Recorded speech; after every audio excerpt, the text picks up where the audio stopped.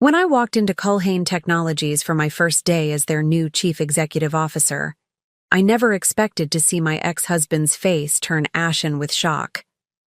The same man who had ended our 15-year marriage with a cold text message while I was at my mother's funeral now stood frozen in the boardroom, realizing that the company's mysterious new leader, the one about to expose years of corporate fraud, was the woman he had so callously discarded. Before we jump back in, tell us where you're tuning in from, and if this story touches you, make sure you're subscribed, because tomorrow I've saved something extra special for you. The security guard handed me my temporary visitor badge with a smile, but the contract in my briefcase clearly stated Chief Executive Officer. The glass and steel headquarters of Meridian Technologies loomed against the morning sky, sunlight reflecting off its windows like 1,000 watching eyes. I adjusted my tailored charcoal suit and took a deep breath, savoring the weight of the moment. After 6 months of secret negotiations with the board, today was the day I would step into my role as CEO, and the day Arthur would discover exactly who he'd be answering to. "Good morning, ma'am. Your name?" The security guard at the reception desk smiled professionally. "Farah Winters," I replied, the name still feeling strange without Mitchell attached to it. The name I'd reverted to after Arthur had decided our marriage wasn't worth even a face-to-face ending. "Ah, yes. You're expected upstairs." He handed me a visitor badge. "This temporary ID will get you through all the doors today. HR will sort out your permanent credentials after the announcement." I clipped the badge to my lapel, suppressing a smile at the irony. "Visitor," it read, though the contract I'd signed last month designated me as the new chief executive officer of one of the country's most prestigious tech firms, the very same firm where Arthur had built his career while I supported him from the shadows. The elevator ascended smoothly to the 42nd floor. My heart pounded not from nervousness, but anticipation. 3 years ago, I had been nothing more than Arthur's wife to the people in this building. Then I became Arthur's ex-wife, dismissed with a text message while standing at my mother's graveside. "This isn't working anymore. I've moved on. Don't come home. Papers to follow." 15 years of marriage ended in 14 words. Today, I would be their leader. The elevator doors slid open to reveal a bustling executive floor. Through the glass walls, I could see various department heads gathering for the morning briefing. Most of them didn't know me, wouldn't recognize me. Arthur had always kept me separate from his work life, insisting that mixing business and personal matters was unprofessional. How convenient that philosophy had been for him. I walked confidently toward the reception desk outside the main conference room. The young woman looked up with a polite smile. "Good morning. How can I help you?" "I'm Farah Winters. I believe I'm expected." Recognition flickered in her eyes, though she maintained her professional composure. "Of course, Ms. Winters. The board members are already inside. The announcements will begin in approximately 40 minutes. "Thank you," I replied, glancing at my watch. 9:20 a.m. The official announcement of my appointment was scheduled for 10 a.m. sharp. "Is there somewhere I can wait until then?" "Of course. I can show you to a private office until the meeting begins." As she stood to escort me, the conference room door opened, and several executives filed out. Arthur emerged last, his attention fixed on the tablet in his hands. He looked older than when I'd last seen him, new lines around his eyes, a touch of gray at his temples. Success had aged him, or perhaps it was guilt. I lowered my head slightly, turning toward the reception desk as if reviewing something. Not yet. The moment wasn't right. "Eleanor," Arthur called to the receptionist, "send these briefing notes to the department heads and make sure everyone's ready for the big announcement at 10. The board's being very mysterious about this new CEO." My pulse quickened. He had no idea. "Right away, Mr. Mitchell," Eleanor responded, returning to her desk, as Arthur headed toward his corner office. She turned to me apologetically. "I'm sorry about the delay, Ms. Winters. Let me show you to the waiting area." Actually, I said, an idea forming. Is that small office still available? The one near the conference room? I gestured toward what had once been a secondary meeting. Space strategically positioned with a clear view of Arthur's office. Eleanor looked surprised. You know the building layout? I smiled. I did my research. She led me to the small office where I settled in with a clear sightline to Arthur's desk through the glass walls. Perfect. I opened my briefcase and removed a sleek leather portfolio containing the documents that would reshape Meridian Technologies forever, including evidence of the financial irregularities I'd spent the last 3 years meticulously documenting. The files told a damning story. Systematically falsified earnings reports, misappropriated research funds, and environmental compliance violations that had been buried through creative accounting, all of it bearing Arthur's signature or approval. The board had been stunned when I presented my findings during our confidential meetings, leading directly to their unanimous decision to bring me into clean house. My phone vibrated with a text from Samantha Rivera, the board chairwoman. Everything. Set for 10 a.m. The conference room is prepared. Are you ready? I smiled, remembering Samantha's expression when I'd first presented my evidence. The shock had quickly given way to calculated determination. Culhane's stock would take a hit when the irregularities eventually came to light. But, with proper management and transparency, they could weather the storm. They needed someone with intimate knowledge of the situation, but untainted by the scandal. Someone with financial forensics expertise and a personal stake in setting things. Right. They needed me. I texted back, ready, in position. Through the glass, I watched Arthur moving about his office, commanding attention on a phone call, gesturing emphatically. Same expensive suit, same authoritative stance, same dismissive wave when an assistant tried to interrupt him with what was likely important information. The next 30 minutes passed with excruciating slowness. Executives and managers began filtering into the conference room. I noticed several board members arriving, their expressions carefully neutral as they nodded subtle acknowledgments in my direction when passing by the small office where I waited. At 9:55 a.m., my phone buzzed again. Samantha. We're ready for you. Main conference room. I gathered my materials, took a deep breath, and stepped into the hallway. The moment 3 years in the making had arrived. As I approached the conference room, I could see Arthur through. The glass walls, sitting confidently at the table, one seat removed from the head position, the CEO's chair. He was chatting amiably with Curtis Bradley from legal, completely unaware that his world was about to implode. Samantha met me at the door, her expression professional but her eyes revealing satisfaction at what was to come. Ms. Winters, welcome to Meridian Technologies. The room fell silent as heads turned toward me. Arthur continued speaking to Curtis for a moment before registering the change in atmosphere. He looked up, his sentence trailing off mid-word as our eyes met for the first time in 3 years. Confusion clouded his features first, recognition without comprehension. What was his ex-wife doing here? Then the pieces began to connect as he noticed my position beside Samantha, the board chairwoman's hand on my shoulder, the deferential posture of other board members. Ladies and gentlemen, Samantha began, her voice carrying the authority of her position. Before we make the formal announcement to the company, I wanted to personally introduce you to Meridian Technologies' new Chief Executive Officer, Farrah Winters. Arthur's face drained of color, his knuckles whitening as he gripped the armrests of his chair. The visitor badge suddenly felt feather-light against my lapel. Many of you may not know Ms. Winters, Samantha continued, but she brings exceptional qualifications to this position. With her background in corporate finance forensics and her comprehensive understanding of Meridian's unique challenges, the board voted unanimously to bring her leadership to our company during this critical transition period.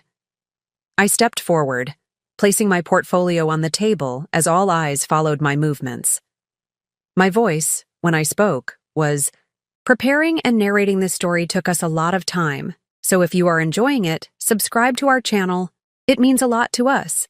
Now back to the story. Steady and clear.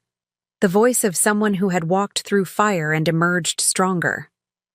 Thank you, Chairwoman Rivera. I look forward to working with all of you as we address the significant issues facing Meridian Technologies and chart a course toward genuine transparency and sustainable growth. My gaze settled on Arthur, who looked as though he might be sick. Some of you might be wondering about my familiarity with Meridian's operations despite coming from outside the company. The subtle emphasis on outside wasn't lost on Arthur, whose breathing had become visibly uneven. For those who don't know me, I continued, opening my portfolio to reveal the damning documentation. I was once Farah Mitchell, and I believe it's time we discuss the actual financial position of this company, starting with these irregularities in the quarterly reports. As I began distributing copies of the financial analysis, Arthur's shock transformed into something darker, a cornered, desperate realization. In a single morning, he had lost not just his authority, but his carefully constructed facade. And the woman he had discarded like yesterday's trash now held the power to expose everything. The temperature in the room seemed to drop as understanding dawned on the faces around the table. This wasn't just a leadership change. It was a reckoning, and it had only just begun. The conference room had fallen so silent you could hear the gentle hum of the air conditioning. I remained standing at the head of the table, watching as executives flipped through the pages of financial evidence I'd provided. Their expressions shifted from confusion to disbelief to dawning horror as they absorbed the implications of what they were seeing. Arthur sat frozen, his complexion ashen against his navy suit. The man who had once commanded every room he entered now seemed to be shrinking before my eyes. These numbers can't be accurate.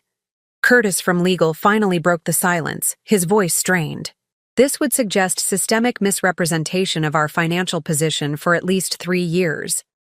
5 years, I corrected, maintaining my composure. The pattern begins subtly in 2019, but becomes increasingly bold by 2021. I tapped a particular spreadsheet in their packets. Note the discrepancy between reported R&D expenditures and actual fund allocation. Nearly $40 million rerouted through shell companies and listed as legitimate research costs. Samantha Rivera nodded grimly. The board has verified Ms. Winter's findings through an independent forensic accounting firm. The evidence is irrefutable.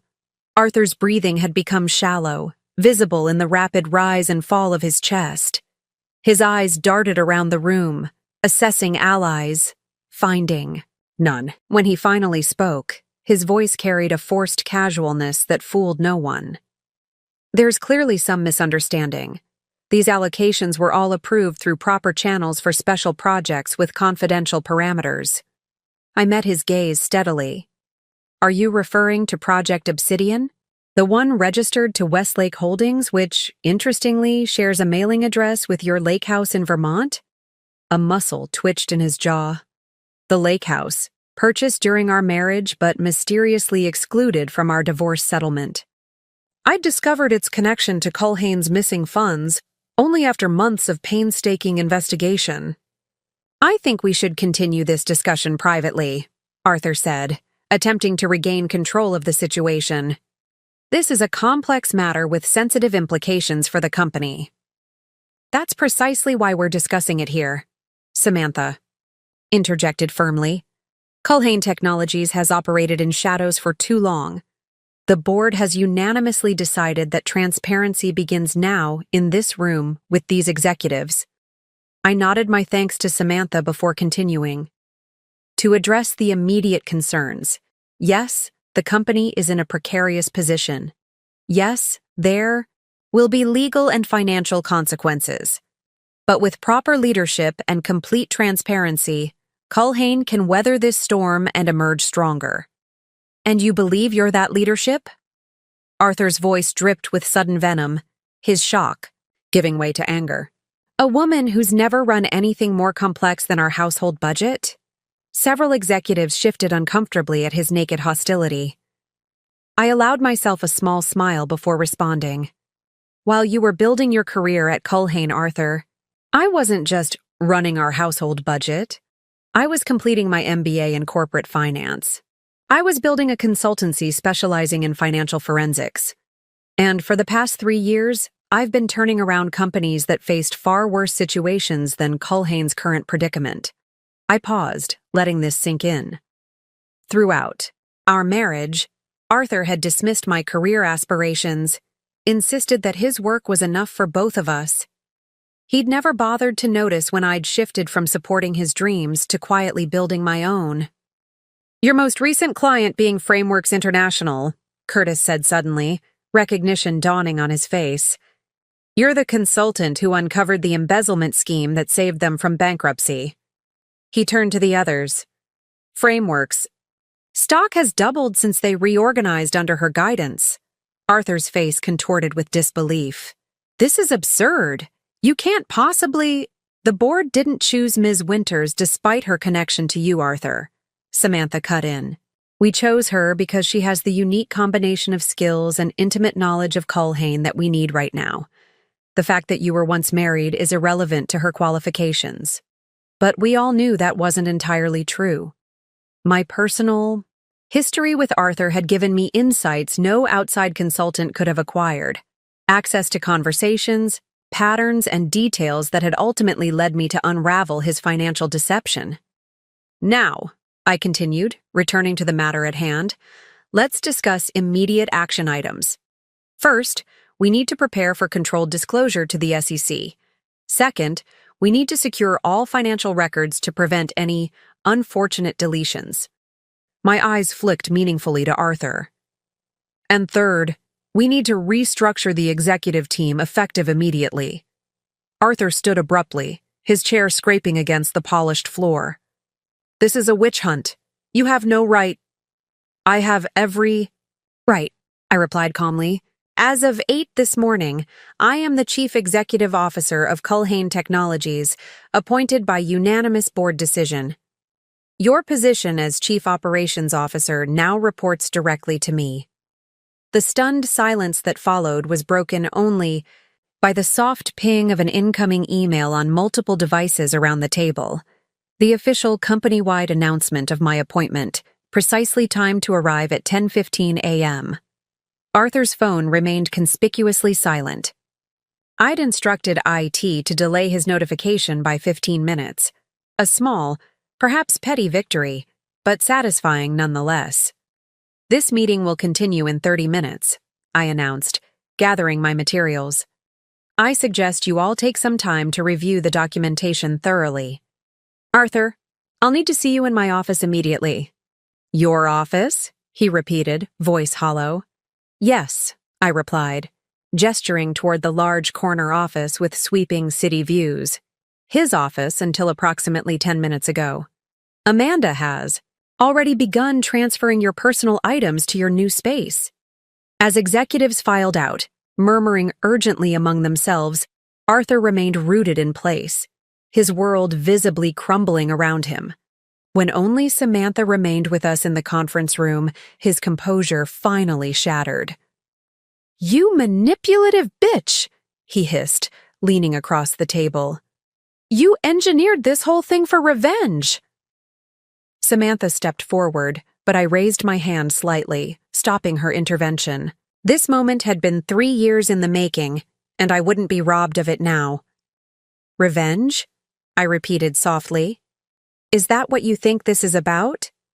I gathered my portfolio and stood to my full height, looking directly into the eyes of the man who had once been my everything, the man who had ended 15 years of marriage with a text message while I stood at my mother's graveside.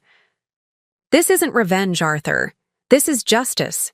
For the shareholders you've defrauded, for the employees whose jobs you've endangered, for the company you were entrusted to protect. I paused, letting my words sink in. That it happens to bring you to your knees is merely poetic. As I walked out of the conference room toward what was now my office, I heard Samantha's voice behind me, cool and professional. "Mr. Mitchell, security will escort you to your new office. Please don't attempt to access any company servers or remove any documents from the premises." My visitor badge felt impossibly light against my lapel as I stepped into my new domain. Through the glass walls, I could see the office floor buzzing with the news of my appointment, employees gathering in clusters, smartphones displaying my company headshot from the announcement email. The corner office, Arthur's inner sanctum for the past decade, was already being transformed. His golf trophies and hunting photographs had been boxed. The pretentious leather furniture was being replaced with my preferred modern pieces, and the closed wooden blinds had been opened to flood the space with natural light. Symbolic, perhaps, but necessary. A new era of transparency was beginning at Culhane Technologies, and the corner office was just the first space to feel its effects. I settled into the leather chair behind the expansive desk, now my desk. The corner office offered panoramic views of the city skyline, a visual reminder of how far I'd climbed. I allowed myself exactly 30 seconds to savor the moment, the culmination of 3 years of meticulous planning, countless sleepless nights, and a single-minded determination born in the ashes of heartbreak. My phone buzzed with a message from Coraline Hayes, the head of IT and the only executive who had secretly assisted me during my investigation. Systems access transferred. Arthur locked out of all upper-tier databases. Security protocols enacted. Also, congratulations. About damn time someone exposed him. I smiled briefly before returning to business mode. The next few hours would be critical in establishing my authority and preventing Arthur from covering his tracks or, worse, sabotaging the company out of spite. Amanda, now my executive assistant, appeared at the door. "Ms. Winters, IT has set up your credentials, and I've rescheduled your calendar for the day." She hesitated, then added with quiet satisfaction, "Mr. Mitchell is being escorted to his new office on the 3rd floor. He's not taking it well." "Thank you, Amanda." I gestured for her to close the door. "I understand you've worked with Arthur for 8 years." "Yes, ma'am." Her expression remained carefully neutral. "Then you've likely seen or heard things that might be relevant to our current situation." I met her gaze directly. "I need to know if there's anything I should be aware of immediately, particularly regarding Project Obsidian or the Westlake Holdings connection." Amanda's professional facade cracked slightly. "I've suspected something wasn't right for years. The private calls, the separate financials he wouldn't let me file properly, the meetings that disappeared from his calendar afterward." She straightened her shoulders. "I keep copies of everything, Ms. Winters, including items Mr. Mitchell thought were deleted. I hadn't expected this, an ally in Arthur's inner circle." "That could be extremely valuable, Amanda. Would you be willing to share that information with our forensic team?" "Absolutely." Her response came without hesitation. "Some of us have been waiting for this day for a long time." The implications of her words settled over me. Arthur's corruption had created silent victims throughout the company, people who'd seen wrongdoing but felt powerless to act. That would end today. "Set up a meeting with Coraline from IT and the independent auditors for 2 p.m., I instructed. "And Amanda, thank you for your integrity." After she left, I turned to my computer, logging in with my new credentials. Access to the company's innermost workings now lay at my fingertips. I began with Arthur's email history, searching for communications regarding Westlake Holdings. The search returned thousands of results, many of them exchanged with an external account. Labeled only as ID, I was deep in analysis when a commotion outside caught my attention. Through the glass walls, I could see Arthur arguing with 2 security personnel near the elevator bank. His face was flushed with anger, his gestures increasingly erratic. Several employees had stopped to watch the spectacle, smartphones discreetly raised. I pressed the intercom. "Amanda, what's happening?" "Mr. Mitchell is refusing to go to his new office. He's demanding access to his old computer and files. I watched for another moment as Arthur's tirade continued. This public meltdown was exactly what I'd wanted to avoid, not for his sake, but for the company's. We needed a controlled transition, not a spectacle that would end up on social media within minutes. Ask Samantha and Curtis to join me immediately, I instructed Amanda. Then have security bring Arthur to conference room B, not here. Within 5 minutes, Samantha and Curtis arrived, both looking concerned about the developing situation. Arthur is spiraling, Curtis said without preamble. He's threatening to call major clients and tell them to pull their contracts. He's already tried contacting Gabriel Winthrop at Nexus Industries, Samantha added. Fortunately, Gabriel called me. First, he was confused by Arthur's claims that the company is being hijacked. I nodded, processing this information. Gabriel Winthrop was Culhane's largest client, representing nearly 30% of annual revenue. What did you tell him? The truth, that we're undergoing a leadership transition and will brief him personally tomorrow. He's agreed to withhold judgment until then. Good.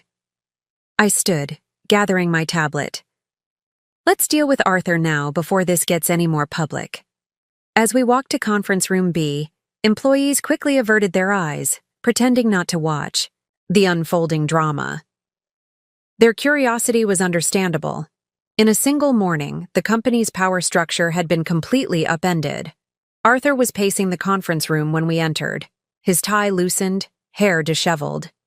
2 security guards stood impassively by the door. When he saw me, his expression contorted with rage. There she is, he snarled. The woman who orchestrated this entire coup. That's enough, Arthur, Samantha said sharply.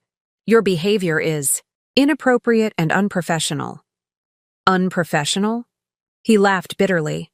She's my ex-wife. This entire situation is inappropriate. The board can't possibly— The board, Curtis interrupted, made its decision based on Ms. Winter's qualifications and her evidence of your financial misconduct. Your personal history is irrelevant to that decision. Arthur turned to me, his voice dropping dangerously. You planned this from the beginning, didn't you?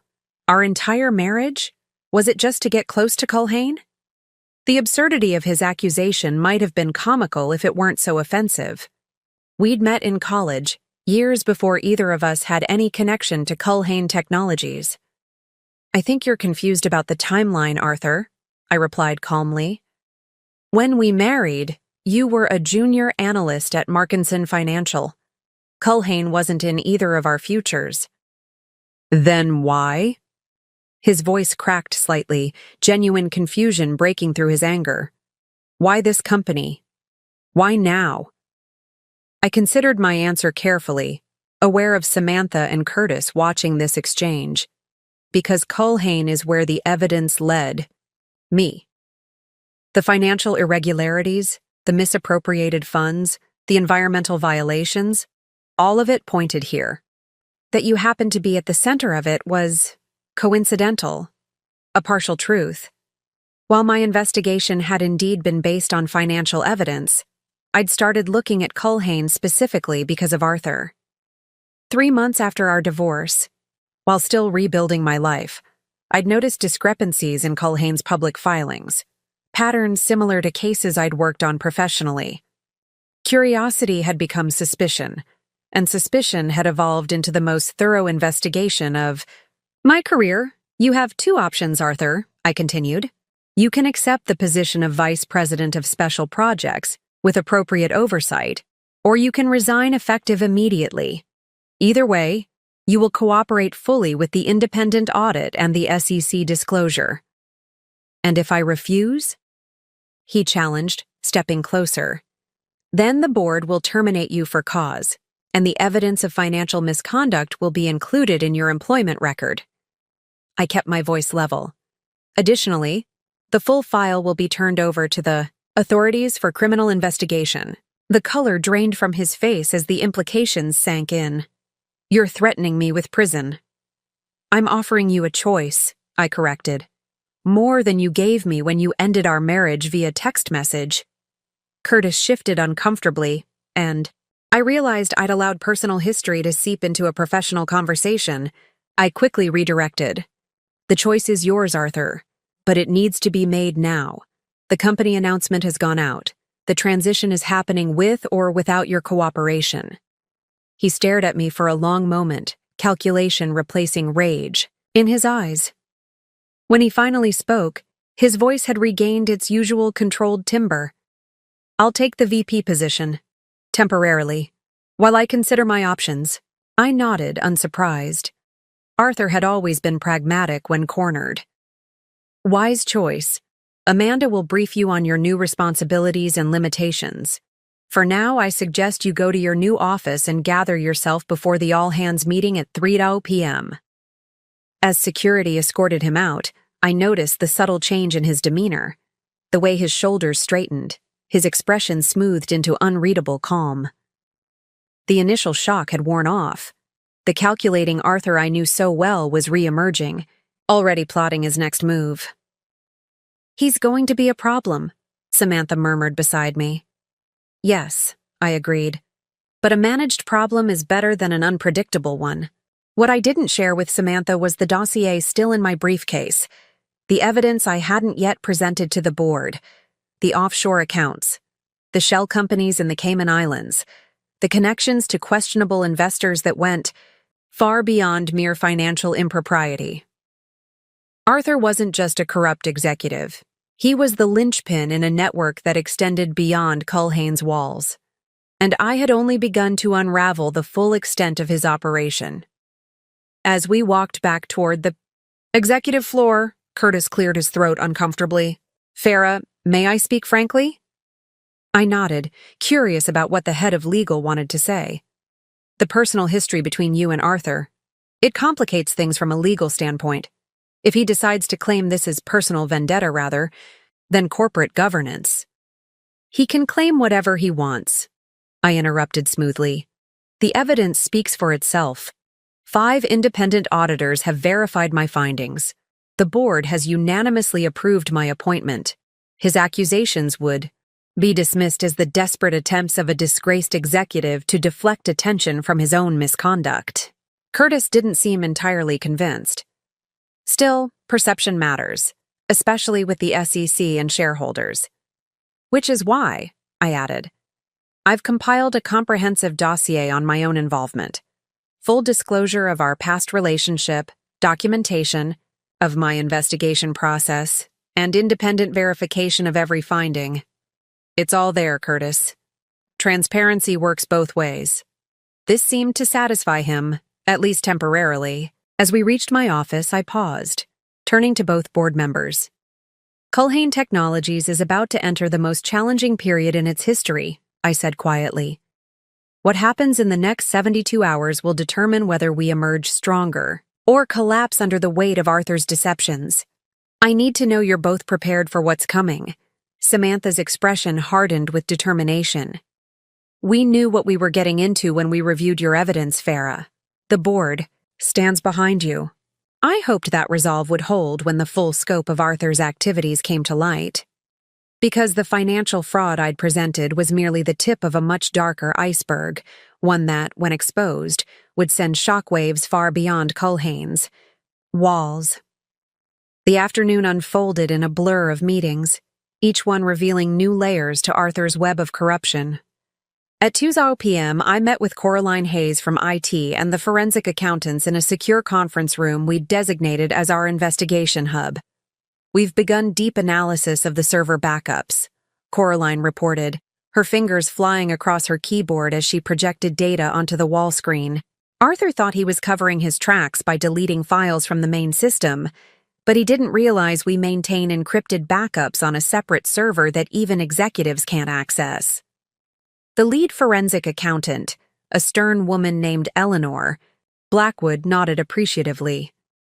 Smart protocols. We've already identified at least 17 instances where original financial documents were altered before submission to the board or regulatory agencies. Show me, I requested, moving closer to the screen. Eleanor pulled up side-by-side comparisons of quarterly reports, original versions versus the doctored files that had been officially submitted. The discrepancies were subtle but significant. Research funds reclassified, profit margins artificially inflated, environmental compliance costs buried under vague, administrative expenses. "He was good," Eleanor admitted grudgingly. "Most of these manipulations would go unnoticed in standard audits. It's only when you look at the pattern across multiple quarters that the deception becomes apparent." Amanda entered the room, carrying a thick folder. "Ms. Winters, I found these in Mr. Mitchell's private files, the ones he kept in his personal safe rather than the company's secure document system." I accepted the folder with gloved hands, mindful of maintaining the chain of evidence. Inside were handwritten notes detailing meetings not recorded on Arthur's official calendar, many with an individual identified only as ID. The same initials from the email exchanges I'd uncovered earlier. "Coraline, can you cross-reference these dates with Arthur's email communications with this ID contact? And check his building access logs for these days, see if any unregistered visitors came through security." As Coraline nodded and began typing, I continued reviewing the documents. One page caught my attention, a handwritten calculation of fund transfers between Culhane Technologies, Westlake Holdings, and a third entity labeled Obsidian Prime. The numbers were staggering. Over $120 million moved through this triangular structure in the past 2 years alone. "Eleanor, what do we know about Obsidian Prime?" The forensic accountant frowned. "Nothing yet. It's not mentioned in any of the official company documents we've reviewed." A knock at the door interrupted us. Curtis entered, his expression grave. "Farah, we may have a situation developing. Arthur's been making calls from his personal cell phone since being escorted to his new office. We can't monitor the content, but the patterns are concerning." "Who has he called?" I asked, immediately alert. Several numbers were still identifying, but 2 stand out: Gabriel Winthrop at Nexus Industries and someone at the private number. For the Wall Street Journal's corporate investigative team, I processed this information quickly. "He's trying to control the narrative, either by pressuring our largest client or by leaking a story that frames this transition as a personal vendetta."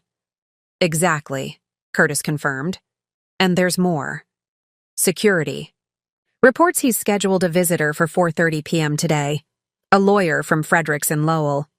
They specialize in executive disputes and whistleblower cases." The pieces clicked into place. Arthur was positioning himself as a whistleblower, a dedicated executive being unfairly targeted by his vindictive ex-wife. It was clever. I had to acknowledge that. If he succeeded in controlling the narrative, he could undermine my credibility before the full extent of his corruption became public. "We need to accelerate our timeline," I decided. "Curtis, is the press release ready for the SEC disclosure?" "Almost. Legal is finalizing the language to ensure we're fully compliant while minimizing market panic. Send me the draft immediately. I want it issued before close of business today." I turned to Eleanor. "How quickly can your team compile a preliminary report on the financial discrepancies?" "We can have a top-line summary in 3 hours. It won't be comprehensive, but it will establish the pattern of intentional misrepresentation." "That's sufficient for now." I faced Coraline next. "I need access to Arthur's email exchanges with this ID contact as soon as possible, and full visitor logs for the past year, cross-referenced with his private calendar."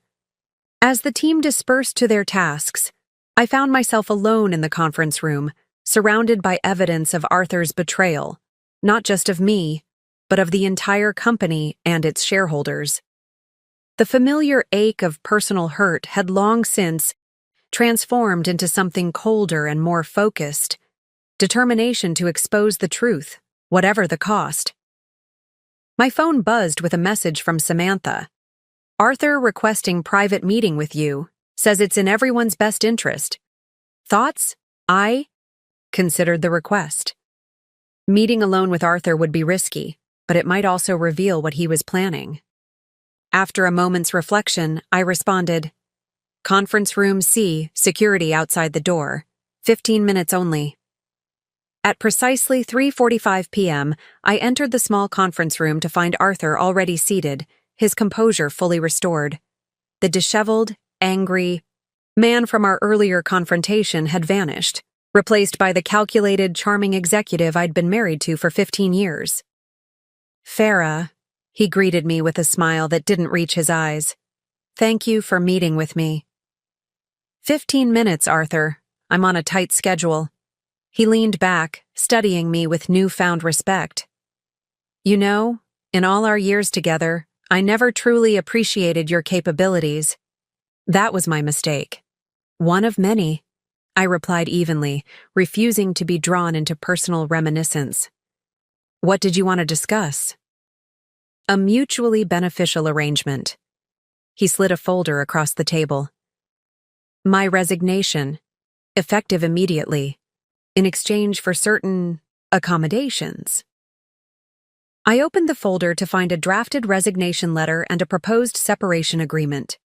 The terms were breathtaking in their audacity: full severance, retention of stock options, indemnification against any financial irregularities discovered during his tenure, and a mutual non-disparagement clause that would effectively prevent the company from disclosing the reasons for his departure.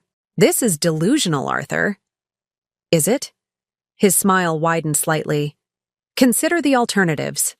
A prolonged public battle between ex-spouses at the helm of a major technology company. Accusations of personal vendetta undermining legitimate corporate governance. Shareholder lawsuits, regulatory investigations, client defections." He shrugged. "Culhane's stock would plummet, possibly beyond recovery." "You seem to be forgetting the evidence," I reminded him. 5 independent auditors have verified the financial misconduct. This goes beyond any personal history between us. Evidence can be interpreted many ways. His tone remained conversational, almost friendly. "Did you know Gabriel Winthrop and I have been friends since college? That we vacation together every summer? How do you think Nexus Industries will respond when their CEO hears that his old friend is being railroaded by his bitter ex-wife?" Maintained my poker face, though internally I was recalculating. Gabriel Winthrop controlled nearly a third of our business. If he pulled Nexus's contracts— "And the press," Arthur continued, noting my silence. "They love a scandalous narrative.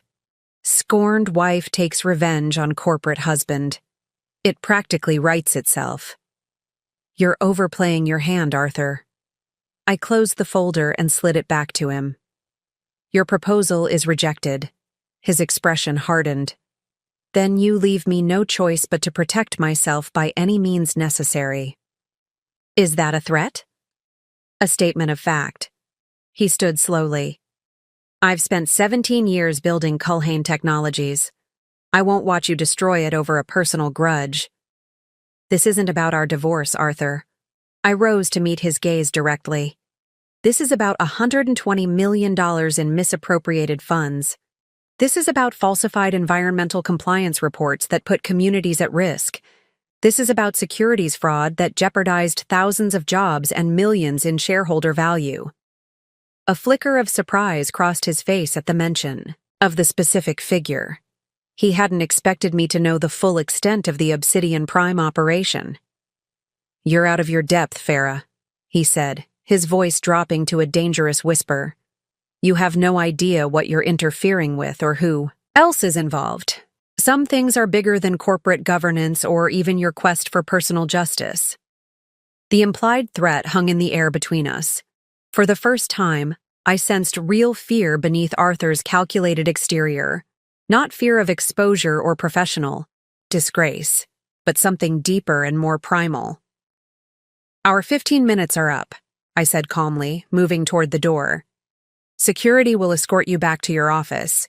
The all-hands meeting is still scheduled for 4:30 p.m. I expect you to attend and support the transition publicly." As I reached for the door handle, Arthur called after me. "Farah." Something in his tone made me pause. "We were married for 15 years. I know you think I never loved you, but you're wrong. What I did, the text, The way I ended things. It wasn't about you. I was trying to protect you. I turned back, searching his face for any sign of manipulation or deception. Instead, I found an uncharacteristic vulnerability, almost pleading. Protect me from what, Arthur? He seemed to wage an internal battle before responding. From the consequences of knowing too much. Some questions shouldn't be asked, some stones shouldn't be turned. He ran a hand through his hair, a gesture of genuine distress I'd rarely seen from him. Walk away from this investigation, Farah. Take the CEO position, implement your corporate reforms, but close the inquiry into Obsidian Prime. For your own safety? The sincerity in his warning sent a chill through me. This wasn't the calculated threat of a cornered executive. This was genuine fear for my well-being. Who is ID, Arthur? The color drained from his face. How do you... He caught himself. It doesn't matter. Just know that these people operate on a different level. They don't issue warnings or make threats. They simply solve problems. Are you saying your financial fraud is connected to something criminal? Possibly violent? He moved closer, lowering his voice despite the privacy of the room. I'm saying, you need to be very careful about what you reveal at today's all-hands meeting. Stick to the leadership transition. Leave Obsidian Prime alone. If not for your sake, then for the safety of everyone in this building. With that cryptic warning, he straightened his tie and walked past me out of the conference room, nodding politely to the security officers stationed outside. I remained rooted in place, my mind racing to process this new information. Arthur's warning seemed genuine, which opened a disturbing possibility. The financial fraud I'd uncovered might be merely a symptom of something far more dangerous. Something that had prompted Arthur to abruptly sever all ties with me 3 years ago, even at the cost of our marriage. As I made my way back to the executive floor, I found Coraline waiting outside my office, her expression grim. I found something about ID, she said without preamble. You need to see this immediately. The familiar tightness of anxiety gripped my chest as I followed her inside, shutting the door firmly behind us. Whatever Arthur was involved in, I was about to discover just how deep the corruption ran, and perhaps why my husband of 15 years had suddenly decided I was a liability he couldn't afford to keep. ID is Isaiah Devereaux, Coraline explained as she closed my office door behind us. She placed her laptop on my desk and pulled up a series of documents. He's officially listed as a strategic consultant to several companies, including Culhane Technologies, but there's almost no public footprint beyond that. I studied the screen, trying to place the name. Should I know him? Probably not. He operates almost entirely in the shadows. Coraline's fingers flew across the keyboard, pulling up more files.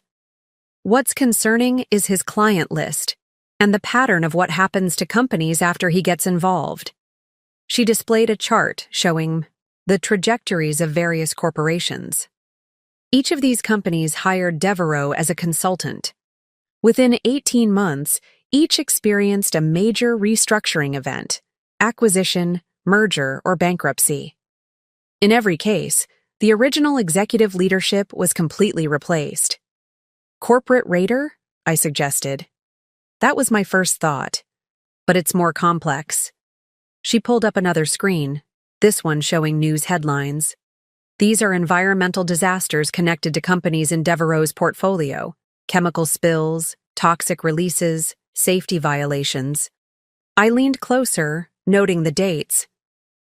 These all occurred during or immediately after his consultation periods. Exactly. And here's where it gets interesting. She opened a new folder containing surveillance photos. These were taken at various industry events over the past 5 years. I've highlighted Devereaux in each one. The images showed a tall, distinguished-looking man with silver hair and penetrating eyes. In every photo, he was engaged in conversation with various executives, including, I felt my breath catch, Arthur. They appeared to be on familiar terms, sharing drinks at a charity gala in one image, leaning close in conversation at an industry conference in another. When was the earliest contact between them? I asked. Coraline scrolled to a photo dated 3 years and 2 months ago. This is the first documented meeting I could find. Note the date. I did, and felt a chill run through me. 2 weeks before Arthur had ended our marriage with that text message. There's more, Coraline continued. I cross-referenced the dates of Devereaux's meetings with Arthur against our internal records.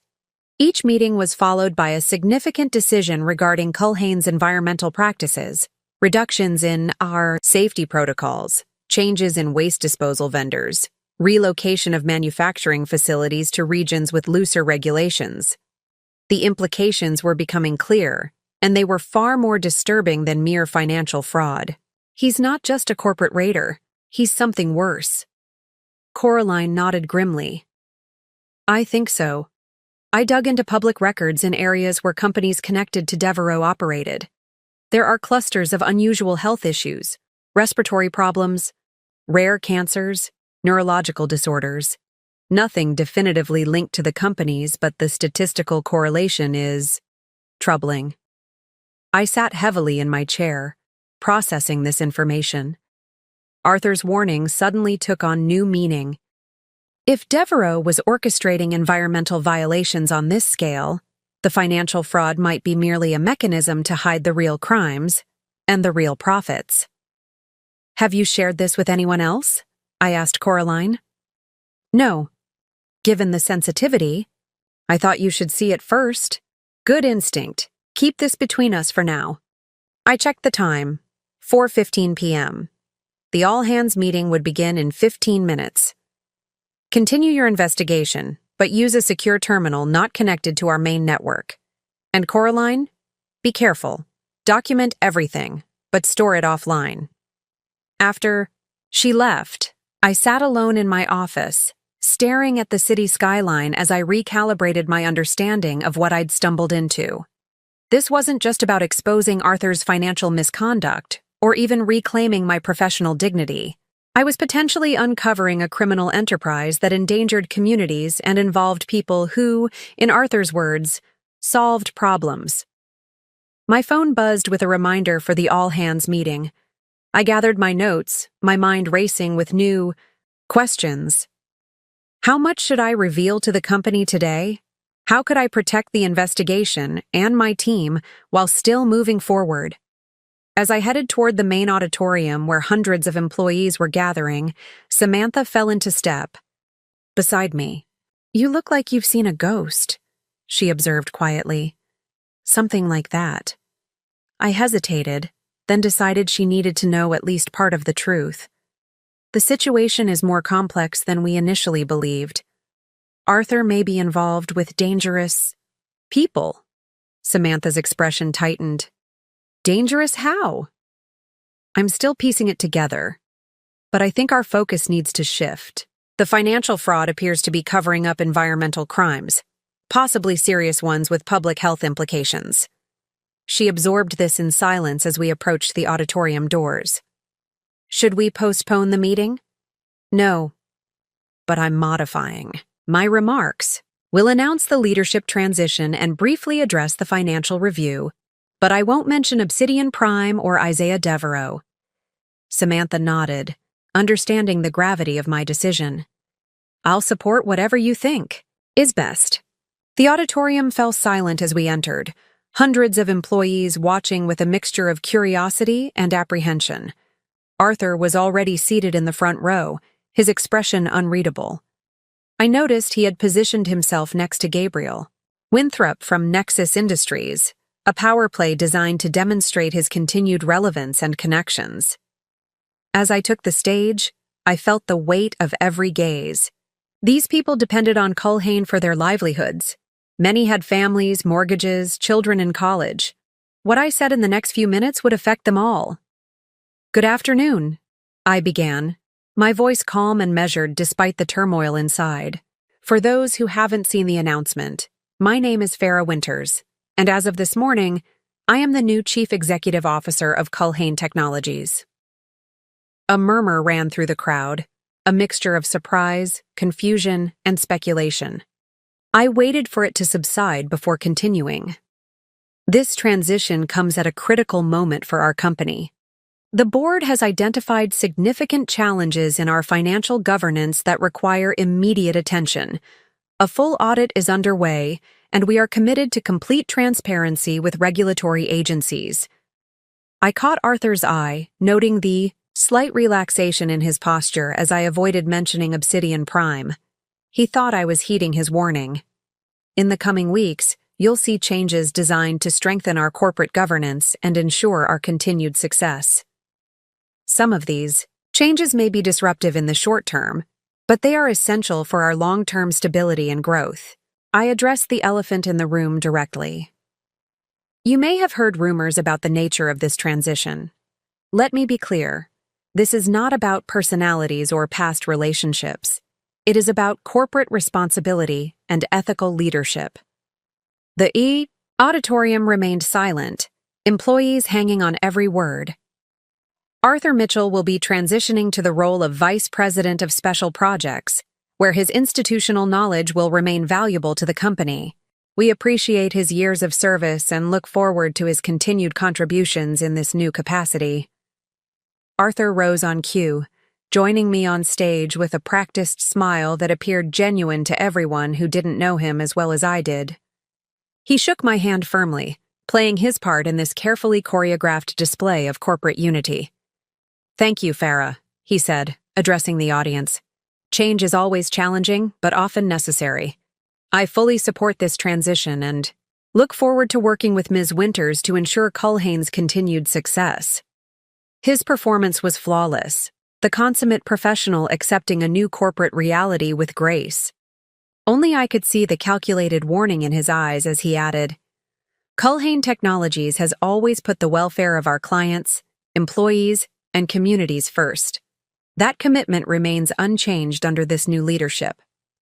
The implied message was clear.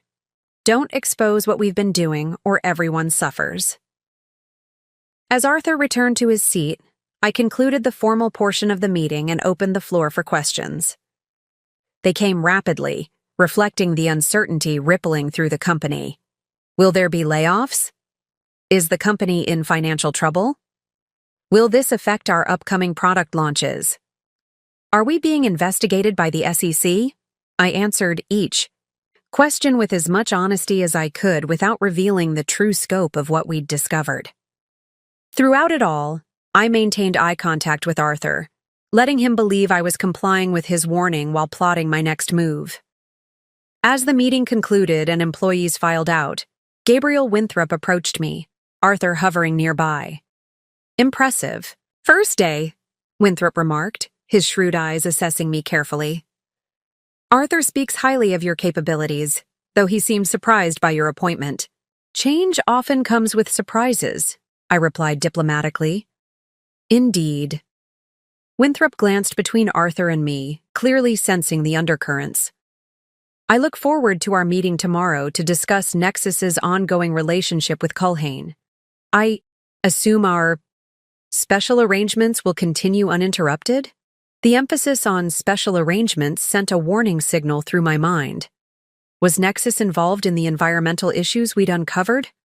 "We'll discuss all aspects of our partnership tomorrow," I assured him, maintaining a professional smile.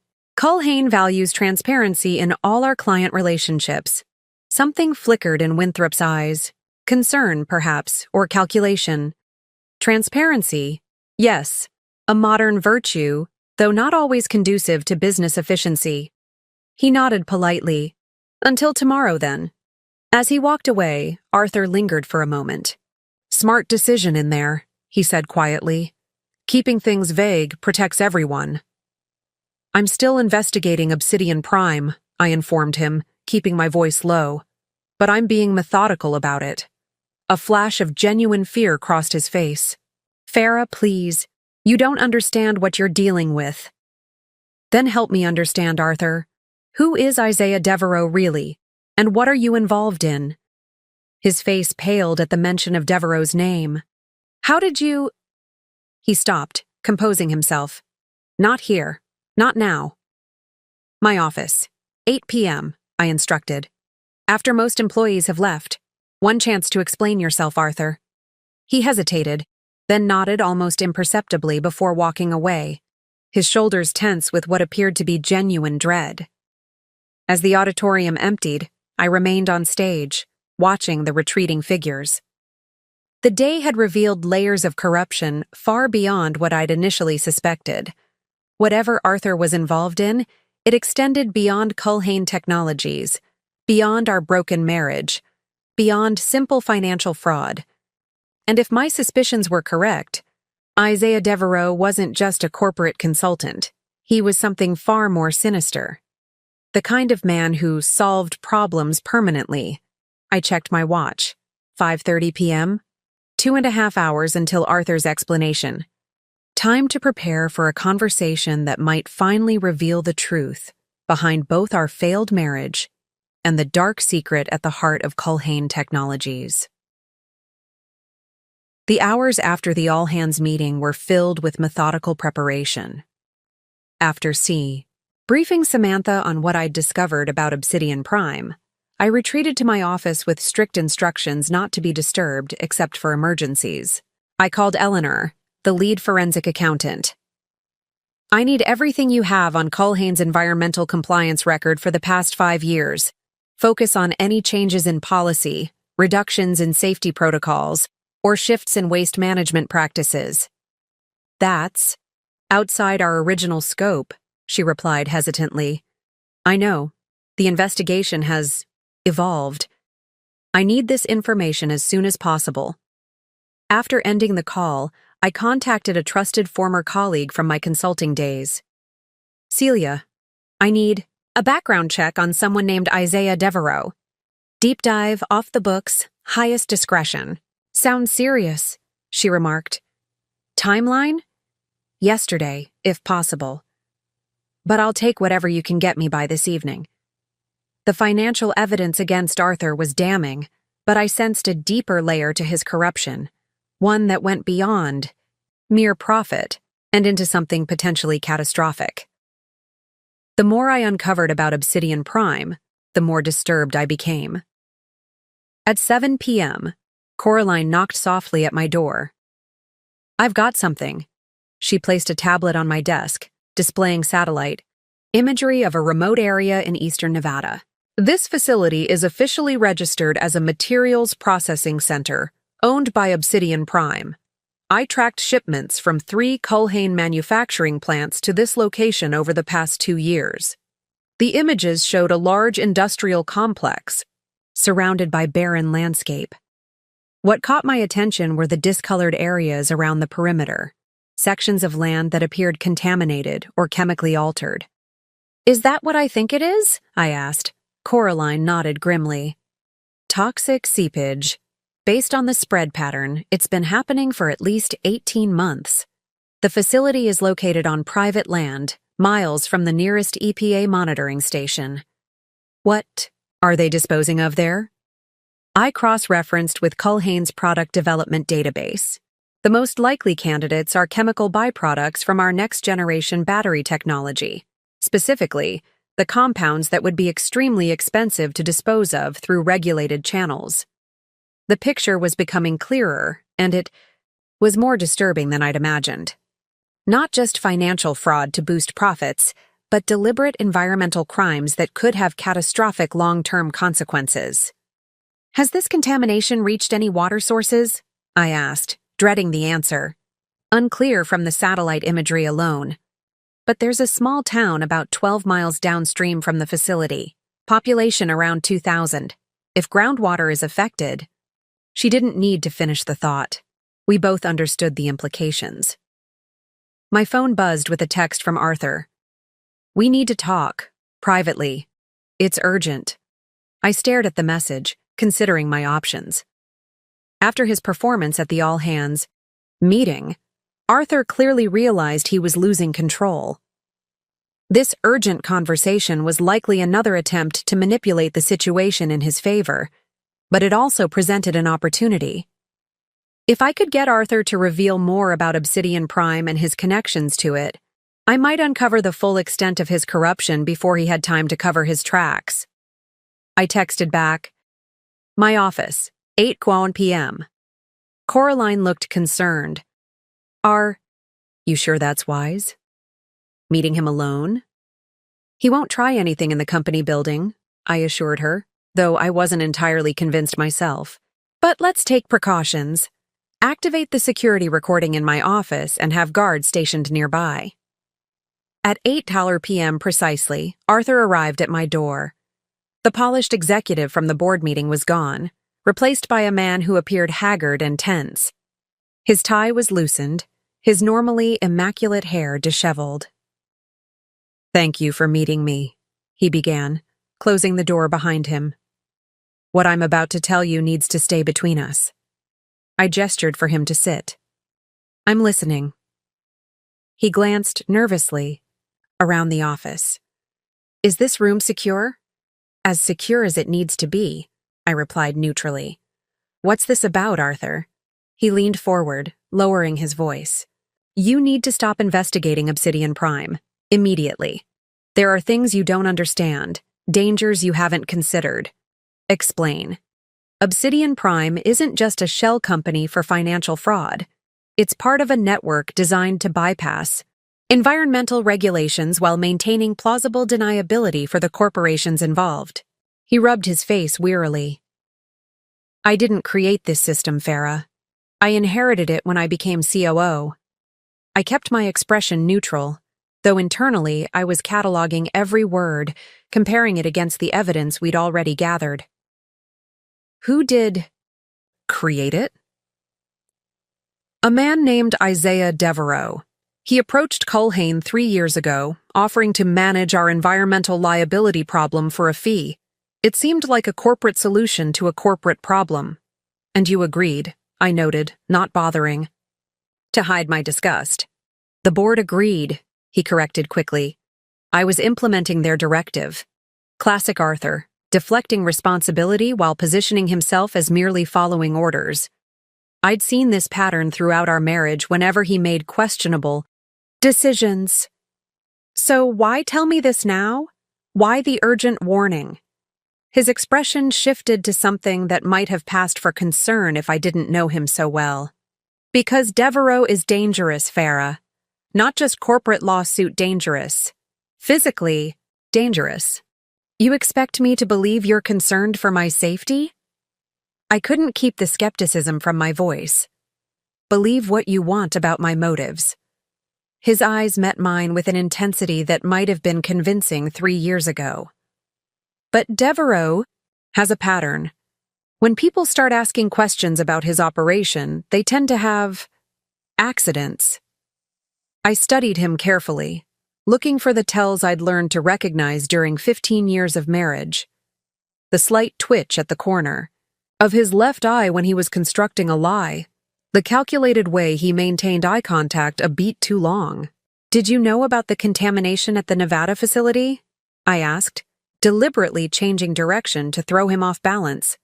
He hesitated, surprise flickering across his face. "How did you—" "Satellite imagery," I supplied. "The toxic seepage is visible from space, Arthur, and there's a town downstream that's reporting increased illness rates." He recovered quickly. "That's exactly my point. This goes beyond financial misconduct. There are real human consequences. That's why we need to handle this carefully, strategically." "We?" I repeated coldly. "Yes, we." He leaned closer. "Look, I know you have every reason to hate me. What I did, ending our marriage the way I did, was unforgivable. But right now, we need to work together to contain this situation before it spirals out of control." I allowed a moment of silence, watching him squirm slightly under my scrutiny. "Tell me about our divorce, Arthur." The abrupt change of subject caught him off guard. "What? Why did you end our marriage with a text message while I was at my mother's funeral? After 15 years together, why that method? Why that timing?" His expression cycled through several emotions before settling on what appeared to be remorse. "It was a mistake. I was under immense pressure. The timing was inexcusable. That's not an explanation. That's an evasion. I leaned back in my chair. Let's try again. What was happening 3 years ago that made you end our marriage so abruptly? I already knew the answer. My investigation had uncovered his communications with Nexus Industries about their acquisition plans. But I wanted to see if he would tell the truth. Arthur sighed heavily, a performance of emotional vulnerability that once might have moved me. It was complicated, Farah. The company was at a critical juncture. I was working 18-hour days, making difficult decisions. Still not an answer, I interrupted coldly. One more try, Arthur. Why the text? Why while I was burying my mother? Something shifted in his eyes, calculation replacing feigned vulnerability. Would you believe me if I said it was to protect you? No.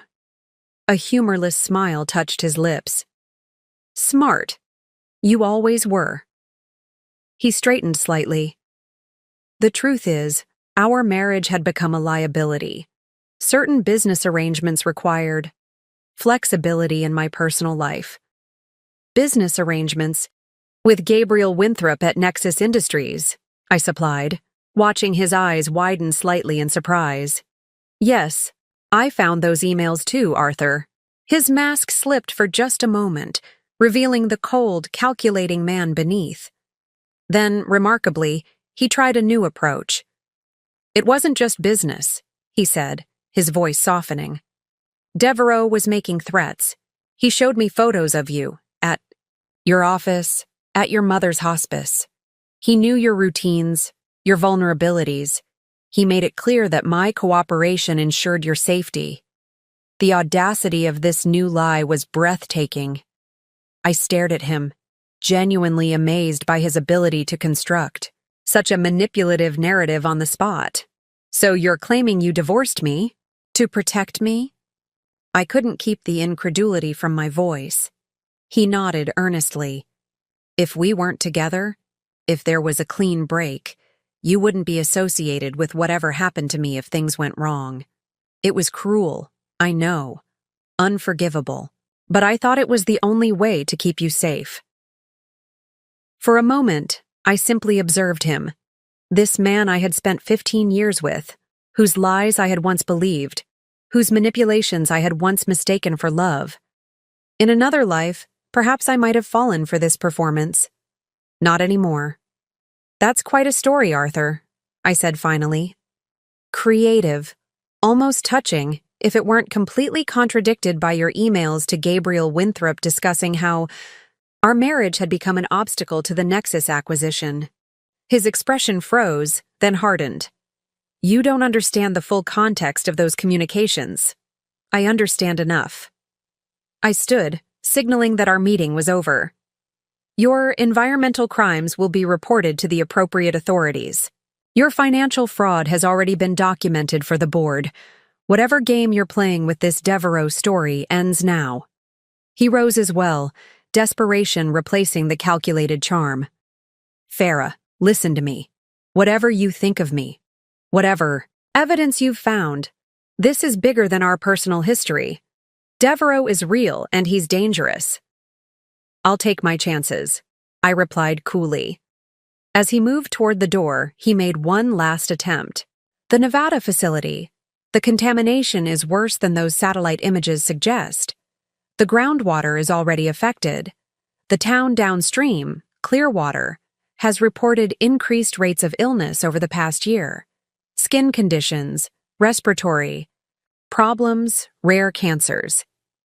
I paused, struck by the specificity of these details. How do you know this? Because Devereaux's people have been monitoring the situation, collecting medical data, paying off local officials to keep it quiet.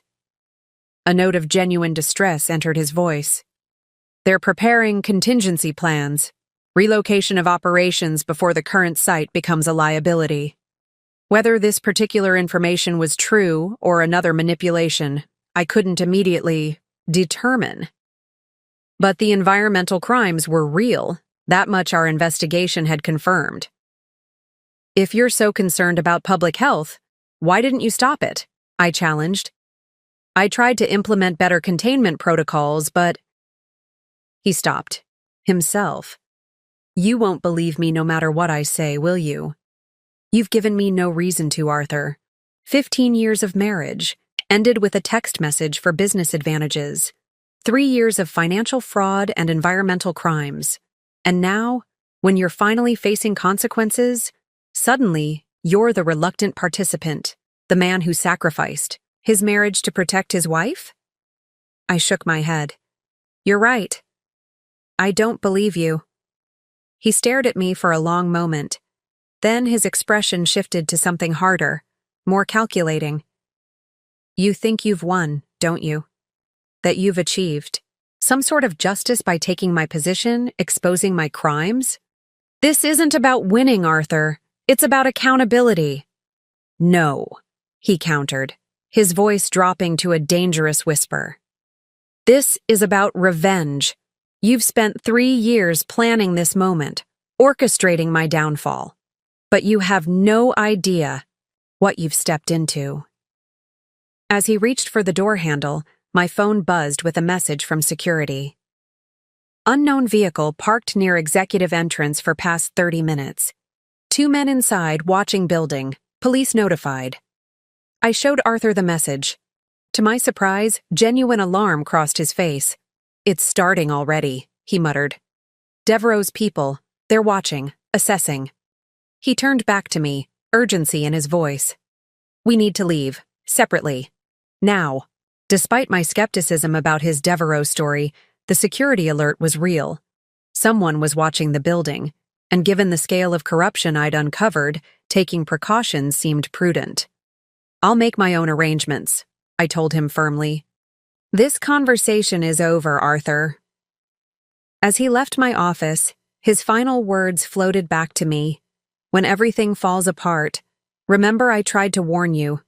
I watched him disappear down the corridor, his defeated posture at odds with the calculating gleam I'd seen in his eyes moments before. This wasn't over. Arthur Mitchell didn't surrender easily, especially when cornered. My phone rang. Coraline, calling from the security office. I've been monitoring the surveillance feed, she reported. Arthur's heading to the parking garage, but he's made 3 phone calls since leaving your office. We couldn't pick up the audio, but his body language was agitated. Stay on him, I instructed. And Coraline, don't trust anything he says about Devereaux or Obsidian Prime. He's manipulating the situation to save himself. Understood. But Farah? She hesitated. The SUV outside, the men have night vision equipment. They're not just watching, they're conducting surveillance. Professional surveillance. A chill ran down my spine despite my determination not to let Arthur's warnings affect me. Whether Devereaux was exactly as Arthur described, or simply a business associate with security resources, someone was indeed watching Culhane Technologies tonight. I gathered the most critical evidence into my secure briefcase, encrypting digital copies and sending backups to trusted external locations. Whatever game Arthur was playing, whether his warnings contained any truth or were purely self-serving, I would be prepared. The revenge I had planned for 3 years was nearly complete. Arthur's career was crumbling, his reputation in tatters, his crimes exposed. But as I prepared to leave the building, I couldn't shake the feeling that this victory might come with complications I hadn't anticipated. Not because Arthur's warnings were genuine, but because the scope of his corruption extended further than I had initially believed. I left Culhane headquarters through the executive parking garage, taking precautions to ensure I wasn't followed. The mysterious SUV remained in position near the main entrance, but my security team confirmed the rear exit was clear. As I drove toward my downtown apartment, my mind raced through everything I'd learned, and everything Arthur had tried to make me believe. The environmental crimes were real. Our investigation had confirmed that much. The Nevada facility was contaminating groundwater, potentially affecting an entire town. Arthur's involvement was well documented through financial transfers and approval signatures. What remained unclear was whether his warnings about Devereaux contained any truth, or were merely a desperate attempt to shift blame and create an alliance with me against a fabricated common enemy. I pulled into my building's secure garage and took the private elevator to my penthouse. Once inside, I activated the security system and called Samantha. "Are you safe?" she asked immediately. "Yes.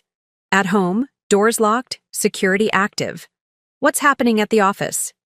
"Arthur left about 20 minutes after you did. The SUV followed. His car." She paused. "He seemed to be expecting them, Farah. He didn't act surprised or alarmed when they pulled out behind him." This detail confirmed my suspicions. Because they're not Devereaux's men watching him. They're either private security he hired to make his story more convincing, or associates helping him maintain the charade. "That was my assessment as well," Samantha agreed. "The timing is too convenient. Just as he's spinning this tale about a dangerous conspirator, mysterious surveillance appears. Classic misdirection." I moved to my home office, powering up my secure laptop. "Have Eleanor and the forensic team found anything more about Isaiah Devereaux?" "Yes, and it's interesting. He exists, but he's not what Arthur described." I heard papers shuffling in the background. "Devereaux is a corporate consultant specializing in regulatory compliance and environmental risk management. His client list includes several Fortune 500 companies, including Culhane and Nexus. But contrary to Arthur's claims, Devereaux's recommendations have consistently pushed for stricter environmental controls, not circumvention. So Arthur twisted a legitimate business relationship into a convenient scapegoat," I concluded. "Typical. What about the Nevada facility?" EPA records show it was established 5 years ago as a materials processing center, initially with proper permits. But 2 years ago, the operation changed. Inspection reports became irregular, water testing decreased, and local oversight was suddenly handed to a private contractor with ties to— "Let me guess," I interrupted. "Westlake Holdings?" "Exactly. Arthur's shell company." Samantha's voice hardened. "The contamination timeline aligns perfectly with Arthur taking control of compliance oversight. If anything, Devereaux seems to have objected to these changes. We found a series of recommendations he submitted urging a return to stricter protocols. I processed this information, the final pieces of Arthur's deception falling into place. He completely inverted reality, blamed his own actions on the one person who was advocating against them. It appears so. But Farah— Samantha hesitated. While Arthur's story about Devereaux is clearly fabricated, the environmental situation in Nevada is genuine and serious. Preliminary data suggests contamination has reached the town's water supply. We're looking at potential public health effects that could trigger serious legal and ethical implications for Culhane. I closed my eyes briefly, the weight of this responsibility settling on my shoulders. My personal vendetta against Arthur had uncovered something far more significant than financial fraud. "We need to act immediately," I decided. "Contact our environmental response team. I want containment measures implemented at the Nevada site within 24 hours. Arrange for independent water testing in Clearwater, and prepare a public disclosure statement." "The board may resist immediate disclosure," Samantha cautioned. "The financial implications are secondary to public health and our legal obligations," I finished firmly. "Arthur's corruption stops now, even if it means short-term financial pain for Culhane." After ending the call, I turned my attention to the evidence we'd gathered, both against Arthur and about the environmental situation. If we moved quickly, we could mitigate the damage to public health while still holding Arthur accountable for his actions. The revenge I'd sought against him would be complete, but it would also serve a greater purpose than personal satisfaction. My phone buzzed with an incoming call from an unknown number. Against my better judgment, I answered. "Farah." Arthur's voice was tense, his breathing uneven. "Are you alone?" "What do you want, Arthur?" "To warn you one last time. The men in the SUV? They followed me to a restaurant, watched me through the window for an hour, then made a call. 20 minutes later, my car wouldn't start. The mechanics found the brake lines had been cut. I frowned, skepticism warring with caution. And yet you're perfectly fine calling me from a mysterious number. Because I was paranoid enough to check my car before driving it, he snapped. Look, believe what you want about me, about us, about why I ended our marriage, but Devereaux is real, and he's dangerous. Isaiah Devereaux is a compliance consultant who repeatedly advised Culhane to strengthen environmental protocols. Protocols you deliberately weakened, I countered. We've seen his recommendations, Arthur. He was advocating against the very actions you took. A moment of silence followed, then a low, humorless laugh. You think you've figured it all out, don't you? The brilliant Farah, always 3 steps ahead. I've verified the facts, Arthur. Something you apparently thought I wouldn't bother to do. The Devereaux you're finding in official records isn't the same man, he insisted. That's his corporate facade, his legitimate cover. Ask yourself why a respected compliance consultant would continue working with companies that repeatedly ignored his recommendations. Why he'd maintain relationships with executives who undermined his protocols. The question was actually pertinent, but I remained skeptical. Perhaps for the substantial consulting fees? Or perhaps because the consulting relationship provides perfect cover for his other operations. Arthur's voice lowered urgently. The real money isn't in giving compliance advice, Farah. It's in solving problems for corporations, permanently. I considered whether to continue engaging with what was likely another manipulation attempt. Against my better judgment, I decided to probe further, if only to understand the extent of Arthur's deception. What kind of problems? Whistleblowers, investigative journalists, community activists who notice increased cancer rates near manufacturing facilities. His voice grew more intense. Have you looked into the pattern of accidents surrounding environmental complaints against Devereaux's client companies? I had, actually. Our investigation had uncovered several suspicious incidents, but nothing definitively linked to Devereaux himself. If Devereaux is this dangerous, why involve him in the first place? I challenged.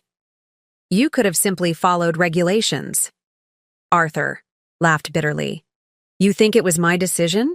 Devereaux's relationship with Culhane predates my promotion to COO.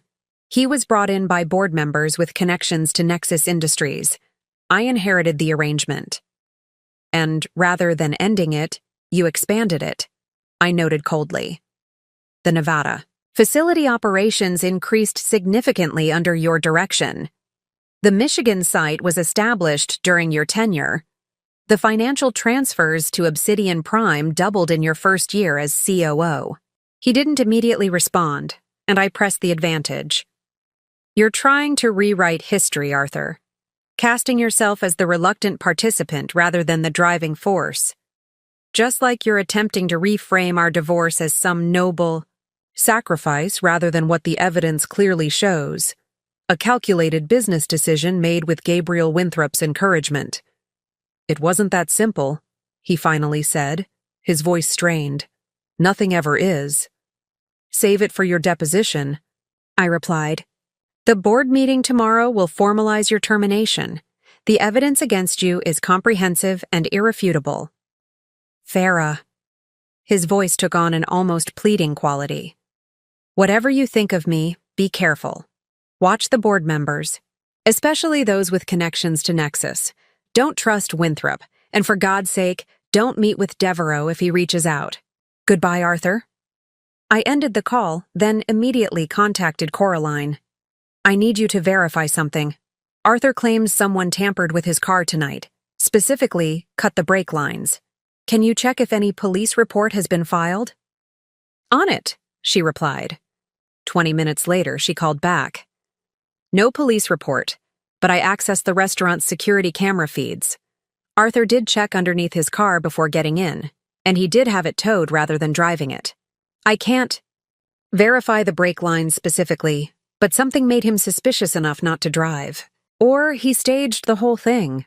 I suggested. Had someone disconnect something minor to make his story more convincing? Possible, Coraline acknowledged. He certainly had time to arrange it. But Farah? I did find something else while investigating. Devereaux. She hesitated. There is a pattern of, convenient accidents surrounding environmental whistleblowers at companies he consults for. Nothing directly tied to him, but the statistical correlation is troubling. I considered this information carefully.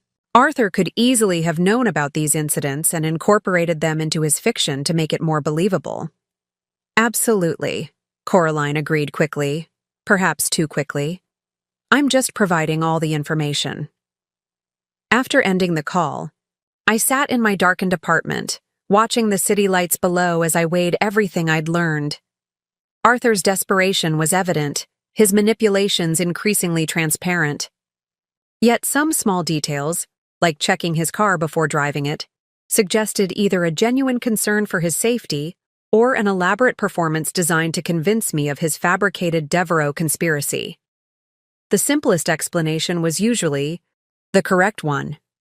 Arthur was creating distractions to avoid responsibility for his actions. The evidence against him was clear and damning. His attempts to shift blame to Devereaux, to reframe our divorce as protection rather than abandonment, to position himself as a reluctant participant rather than an active orchestrator, all pointed to a man frantically trying to escape consequences. Tomorrow's board meeting would formalize his termination and my permanent appointment as CEO. The environmental remediation would begin immediately, regardless of cost. Arthur's corporate empire would crumble, and my 3-year journey toward professional vindication would reach its conclusion. As I prepared for bed, my phone buzzed one final time. A text from an unknown number, different from the one Arthur had called from earlier.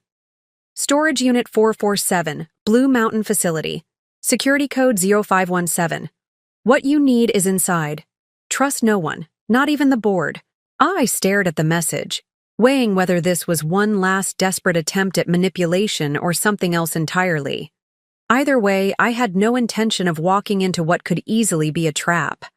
Whatever game Arthur was playing, I wouldn't be drawn into it. I set my phone aside and reviewed my notes for tomorrow's board meeting. In less than 12 hours, Arthur Mitchell would officially lose everything he valued: his position, his reputation, his carefully constructed facade of corporate respectability. The man who had once dismissed me with a text message would learn that underestimating me had been the most costly mistake of his life. The satisfaction of that knowledge carried me into sleep, despite Arthur's warnings and the lingering questions about what might be hidden in Storage Unit 447. As I rode the executive elevator down to the parking garage, something about Arthur's story nagged at me. The convenient timing, the elaborate tale of protection, the sudden vulnerability from a man who had never once admitted fault during 15 years of marriage. I replayed our conversation in my mind, focusing not on his words but on his mannerisms. The way his left eye twitched slightly when he mentioned Devereaux's threats, the rehearsed quality of his explanation, the calculated pause before his emotional confession. By the time the elevator doors opened, realization had dawned.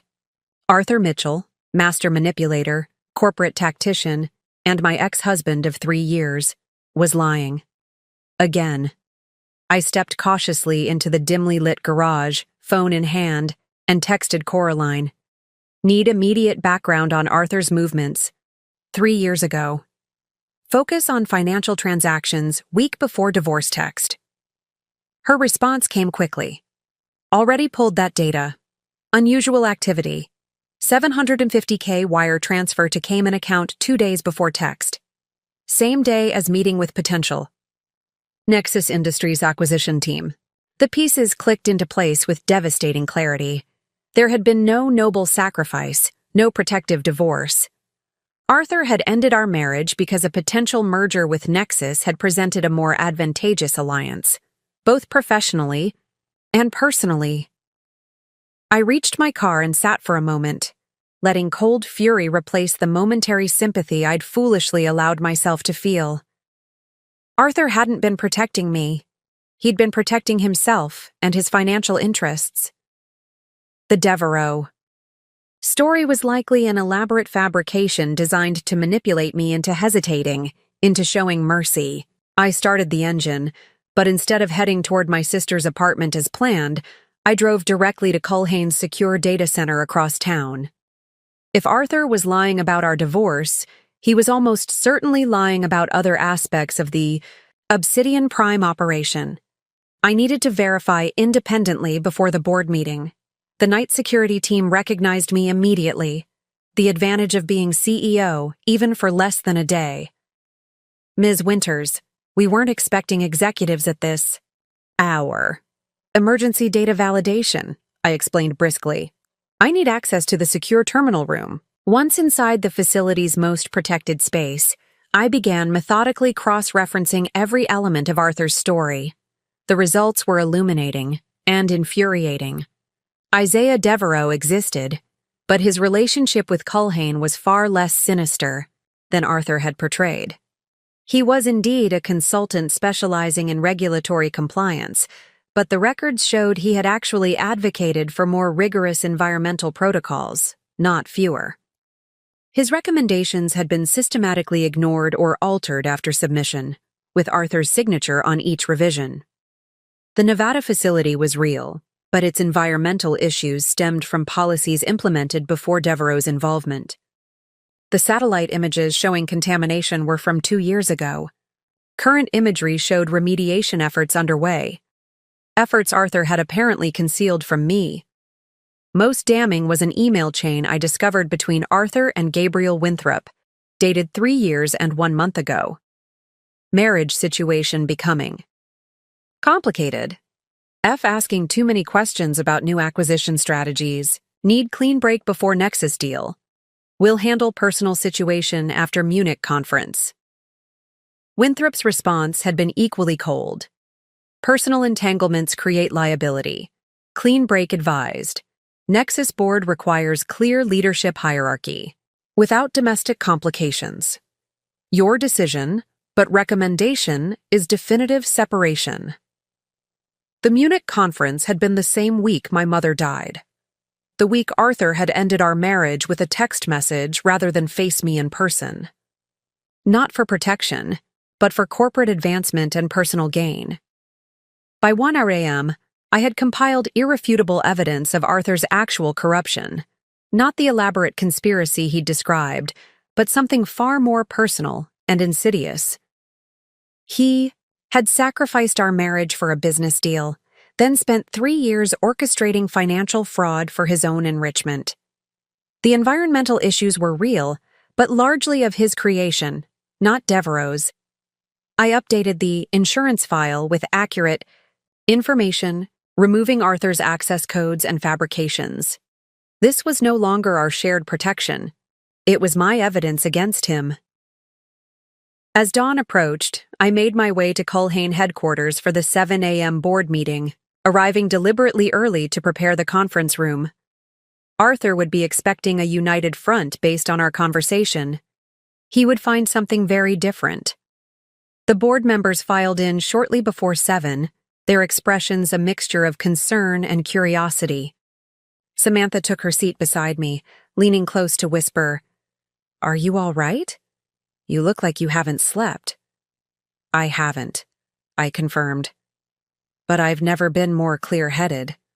Arthur arrived last, his casual entrance calculated to suggest confidence.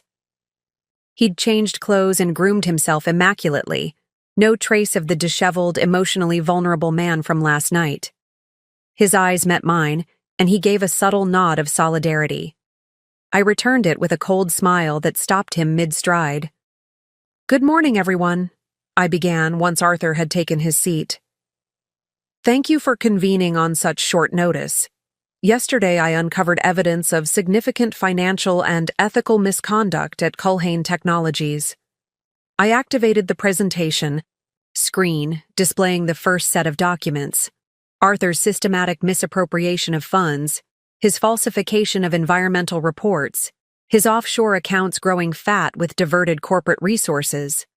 What you're seeing is evidence of an elaborate fraud orchestrated primarily by one executive, I continued, my gaze fixed on Arthur as confusion, then alarm, then understanding crossed his face. Not the dramatic conspiracy involving shadowy consultants that I was led to believe, but something much more straightforward. Greed, ambition, and betrayal. Arthur's expression hardened. Farah, we discussed this. You're putting everyone at risk by exposing the truth? I interrupted sharply. There is no Isaiah Devereaux conspiracy, Arthur. I verified everything independently last night. The only person who used Obsidian Prime for personal enrichment was you. The board members exchanged glances, clearly trying to follow this unexpected confrontation. You told me Devereaux threatened my safety, that you ended our marriage to protect me, I continued, allowing a hint of personal pain to color my professional demeanor. Another lie. I found your emails to Winthrop. You ended our marriage to facilitate the Nexus acquisition. A business decision, nothing more. Arthur's face flushed with anger. You're making a mistake. There are factors you don't understand. I understand perfectly, I countered, advancing to the next slide, the email exchange with Winthrop about our marriage. The board should know that Mr. Mitchell's corruption extends beyond financial fraud. He has actively misled this investigation, fabricated threats, and attempted to manipulate me into protecting him by exploiting our past relationship. Samantha leaned forward, her expression grave. Arthur, is this true? His response was to stand abruptly, knocking his chair backward. This is a personal vendetta masked as corporate governance. Farah is using her position to exact revenge for our divorce. It's inappropriate and unprofessional. That's rich, coming from the man who ended 15 years of marriage with a text message because it was convenient for his business aspirations, I replied calmly. But this isn't about our failed marriage, Arthur. It's about your betrayal of this company, its shareholders, and your fiduciary responsibilities. I advanced through the slides methodically, presenting evidence of each fraudulent transaction, each falsified report, each offshore transfer. The board watched in stunned silence as the full scope of Arthur's corruption unfolded before them. When I finished, Curtis was the first to speak. This is extensive, criminal, potentially. Definitely. Criminal, I confirmed. The evidence has already been provided to the appropriate regulatory authorities. They'll be arriving later this morning to secure additional documentation. Arthur's composure finally cracked. You had no right. We agreed to handle this internally, to protect the company. No, Arthur. You proposed that approach to protect yourself. I turned to the board. I recommend immediate termination of Mr. Mitchell's employment and full cooperation with the coming investigation. Samantha nodded grimly. I second that recommendation. The vote was unanimous, despite Arthur's increasingly desperate objections. As security was called to escort him from the building, he made one last attempt to regain control. Farah, listen to me, he pleaded, his voice dropping to an urgent whisper as the others consulted legal counsel about next steps. There are things you don't know, dangers you don't understand. Let me explain. You've explained enough, I cut him off coldly.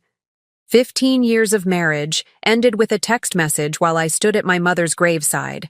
No discussion, no closure, no honesty. Just business as usual for Arthur Mitchell. For the first time, genuine emotion broke through his calculated facade. Not remorse or regret, but fury at being outmaneuvered. You think you've won? That you've achieved some sort of justice? His voice hardened to a threatening whisper. This isn't over. You have no idea what you've started. As security officers appeared at the doorway, I leaned closer to him, my voice equally low. No, Arthur. This is exactly what I've finished. The company you corrupted, the career you built on fraud, the power you abused. It's all over. And that text message you sent me? Consider this my response. 3 years in the making. His face contorted with rage as security approached. You'll regret this. When everything falls apart, you'll wish you'd listened to me." I watched impassively as he was escorted from the boardroom, his threats echoing hollowly against the evidence of his crimes. The man who had once declared I would never succeed without him was being removed from the company I now led. As the boardroom door closed behind him, Samantha placed a supportive hand on my shoulder. "Are you all right?" I took a deep breath, feeling the weight of the past 3 years, the heartbreak, the determination, the meticulous planning, finally lifting. I've never been better. The next few hours were a whirlwind of activity as we prepared for the regulatory investigation, communicated with key stakeholders, and developed a transparent plan for addressing the financial and environmental issues Arthur had created. Through it all, I maintained my professional composure, focusing on Culhane's future rather than Arthur's demise. But in a quiet moment between meetings, standing alone in what had once been his office and was now rightfully mine, I allowed myself a moment of personal satisfaction. The revenge I had planned had evolved into something more meaningful than I had originally envisioned. Not just professional vindication, but genuine justice. The security alert from my phone interrupted my reflection. Arthur had been escorted from the building but was refusing to leave the premises, demanding to speak with me one last time. His desperation was evident in the security footage. The controlled executive mask completely abandoned, replaced by the raw panic of a man watching his carefully constructed world collapse. I considered ignoring his demands, letting security handle his removal. But something, perhaps curiosity, perhaps the desire for final closure, prompted me to agree to one last confrontation. As I made my way to the lobby where security was detaining him, I steeled myself against whatever manipulation or threats he might attempt. Arthur Mitchell had lost his power over me years ago. Today had merely made that fact official. The man waiting in the security office barely resembled the polished executive from the board meeting. His tie was gone, his expression wild, his customary control shattered. 5 minutes, I informed him coldly. Then you will leave this building permanently, or you will be arrested for trespassing. His eyes, once so confident, now darted nervously around the room. You've made a terrible mistake, Farah. I tried to warn you, to protect you, but you wouldn't listen. Another performance, Arthur?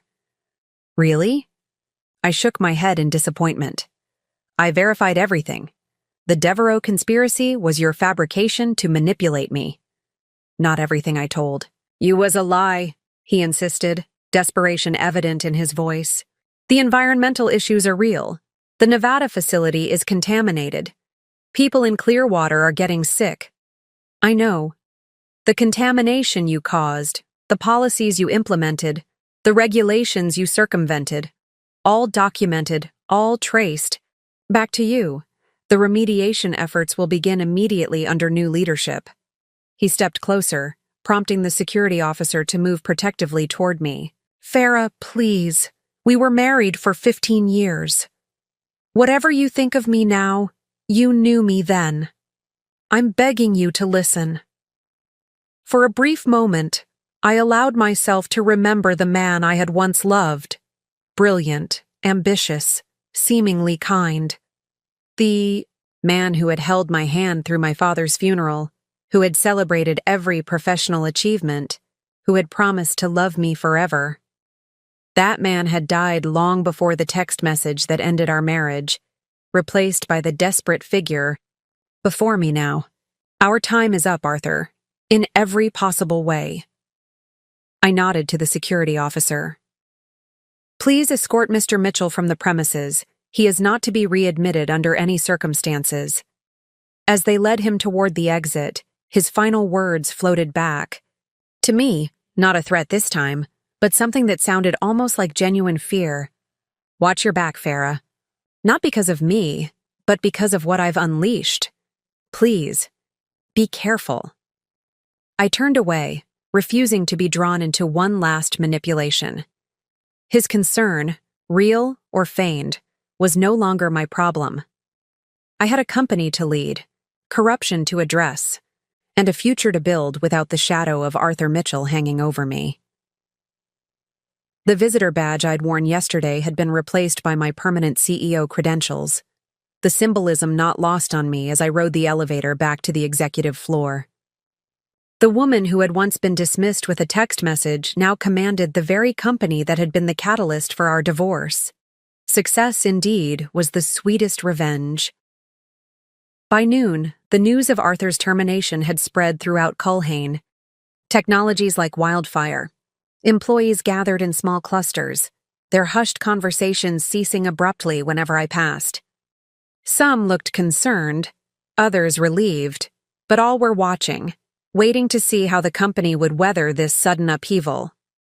I maintained a deliberate calm as I moved through the executive floor, projecting the steady leadership Culhane desperately needed.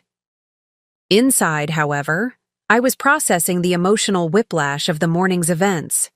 Arthur's desperate lies, his final plea, the momentary doubt his warnings had triggered despite my better judgment. My office phone rang.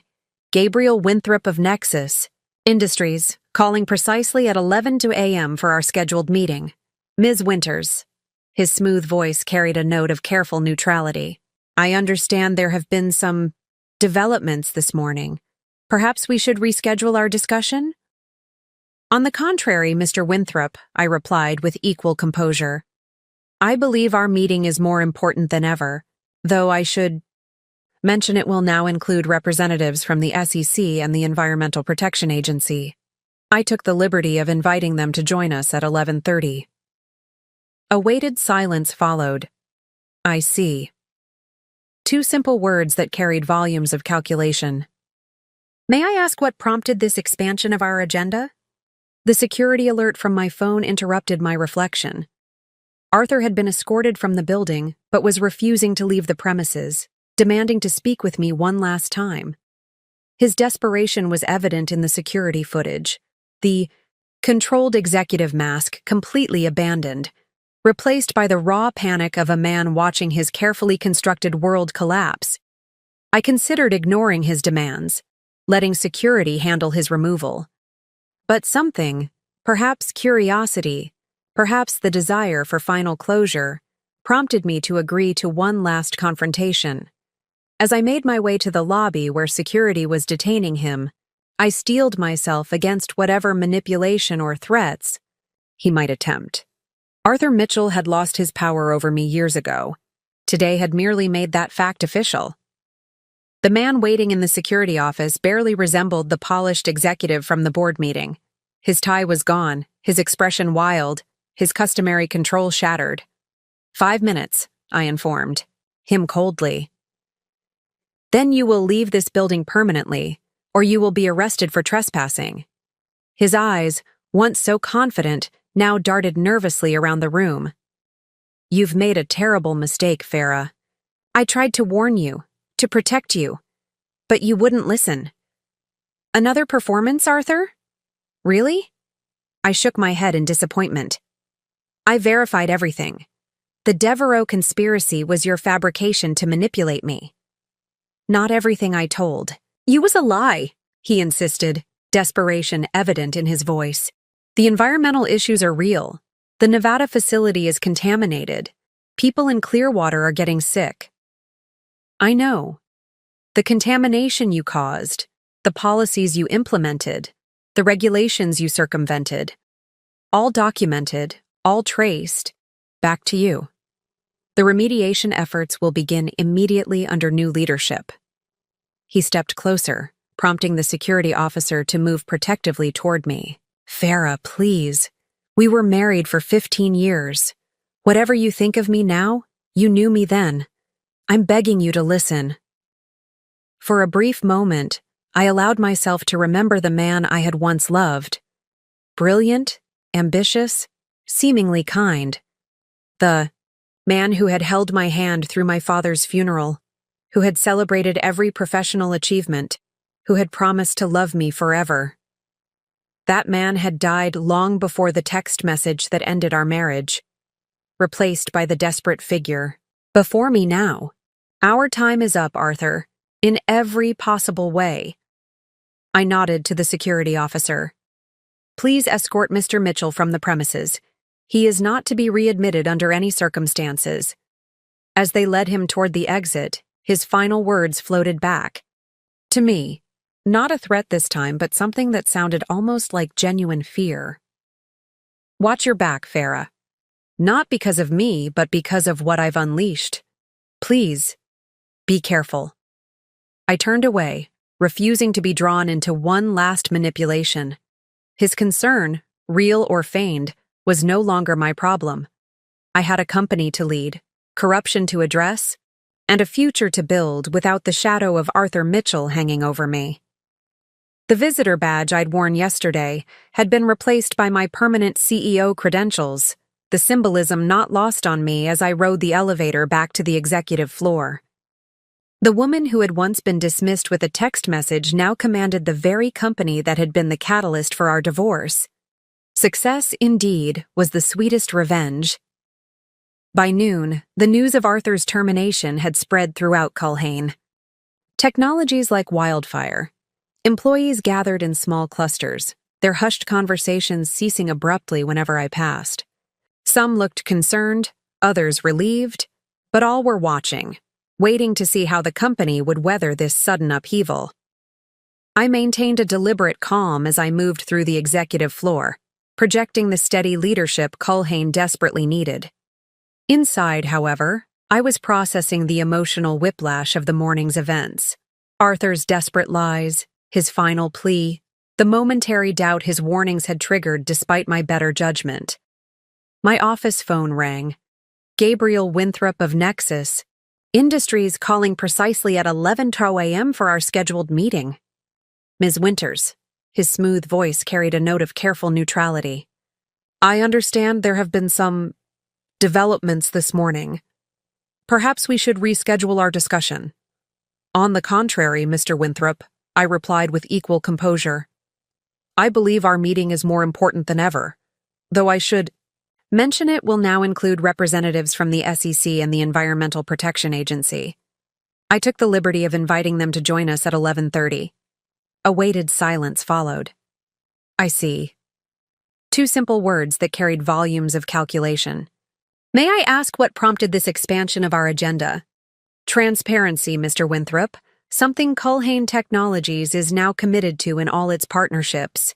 I have some very specific questions about the special arrangements you mentioned yesterday. Another pause, longer this time. Perhaps we should have this conversation privately first. I could come by your office immediately. I prefer to have all stakeholders present for our discussion. I countered smoothly.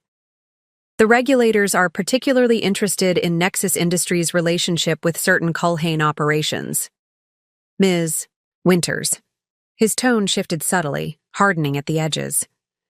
Before we proceed with this expanded meeting, I feel obligated to remind you that Nexus represents nearly 30% of Culhane's annual revenue. Decisions made today could have far-reaching consequences for your company's financial stability. The threat was barely veiled, but I had anticipated it. I'm well aware of our company's interdependence, Mr. Winthrop. I'm equally aware of the emails you exchanged with Arthur Mitchell regarding the dissolution of his marriage to facilitate your acquisition plans. 3 years ago. This time, the silence stretched so long I thought he might have hung up. When he finally spoke, his voice had lost its polished veneer. You're making a serious miscalculation. No, you made the miscalculation when you advised Arthur to end our marriage for business reasons. Consider our 11:30 meeting your opportunity to mitigate the consequences of that error in judgment. I look forward to seeing you then. I ended the call before he could respond, then immediately dialed Samantha. Winthrop's been warned. He'll either try to cancel or come in with legal reinforcements. We're prepared either way, she assured me. The regulators arrived 15 minutes ago. They're reviewing the preliminary evidence in the secure conference room. And Arthur? Security confirms he left the premises, but he's made several attempts to contact board members directly. No one has engaged. I nodded, though she couldn't see it. Have Curtis prepare termination paperwork for anyone else implicated in this fraud. No exceptions, no matter how senior. The next hour passed in a blur of preparation. I reviewed the evidence against Nexus one last time, ensuring all documentation was properly organized for the regulators. If Winthrop was as deeply involved, as Arthur's files suggested, today would mark the beginning of a significant corporate unraveling. At precisely 11:25 a.m., Amanda appeared at my door. Mr. Winthrop has arrived. He's brought Nexus's chief legal officer and someone he introduced as their head of special projects. Thank you. Please show them to conference room A. I'll join shortly. I took a moment to center myself, acknowledging the magnitude of what was about to happen. In less than 12 hours, I had gone from celebrating my personal victory over Arthur to potentially dismantling a corporate conspiracy that extended far beyond Culhane Technologies. The personal and professional had become inextricably intertwined. When I entered the conference room, the atmosphere was palpably tense. Winthrop sat stiffly at the table, flanked by his legal counsel and a severe-looking woman with a portfolio labeled Contingency Planning. Across from them sat two SEC investigators and an EPA official, their expressions professionally neutral, but their attention sharply focused. Samantha and Curtis had positioned themselves strategically near the door, a subtle security measure we had agreed upon earlier. Thank you all for coming, I began, taking my seat at the head of the table. As CEO of Culhane Technologies, I've called this meeting to address certain business practices that have recently come to light. Practices that involve both our company and Nexus Industries. Before we proceed, Winthrop's legal counsel interjected, we need to clarify that Nexus Industries has no knowledge of or involvement in any potentially improper actions by former Culhane executive Arthur Mitchell. I smiled thinly. That's an interesting opening position, considering I haven't yet specified what those actions were.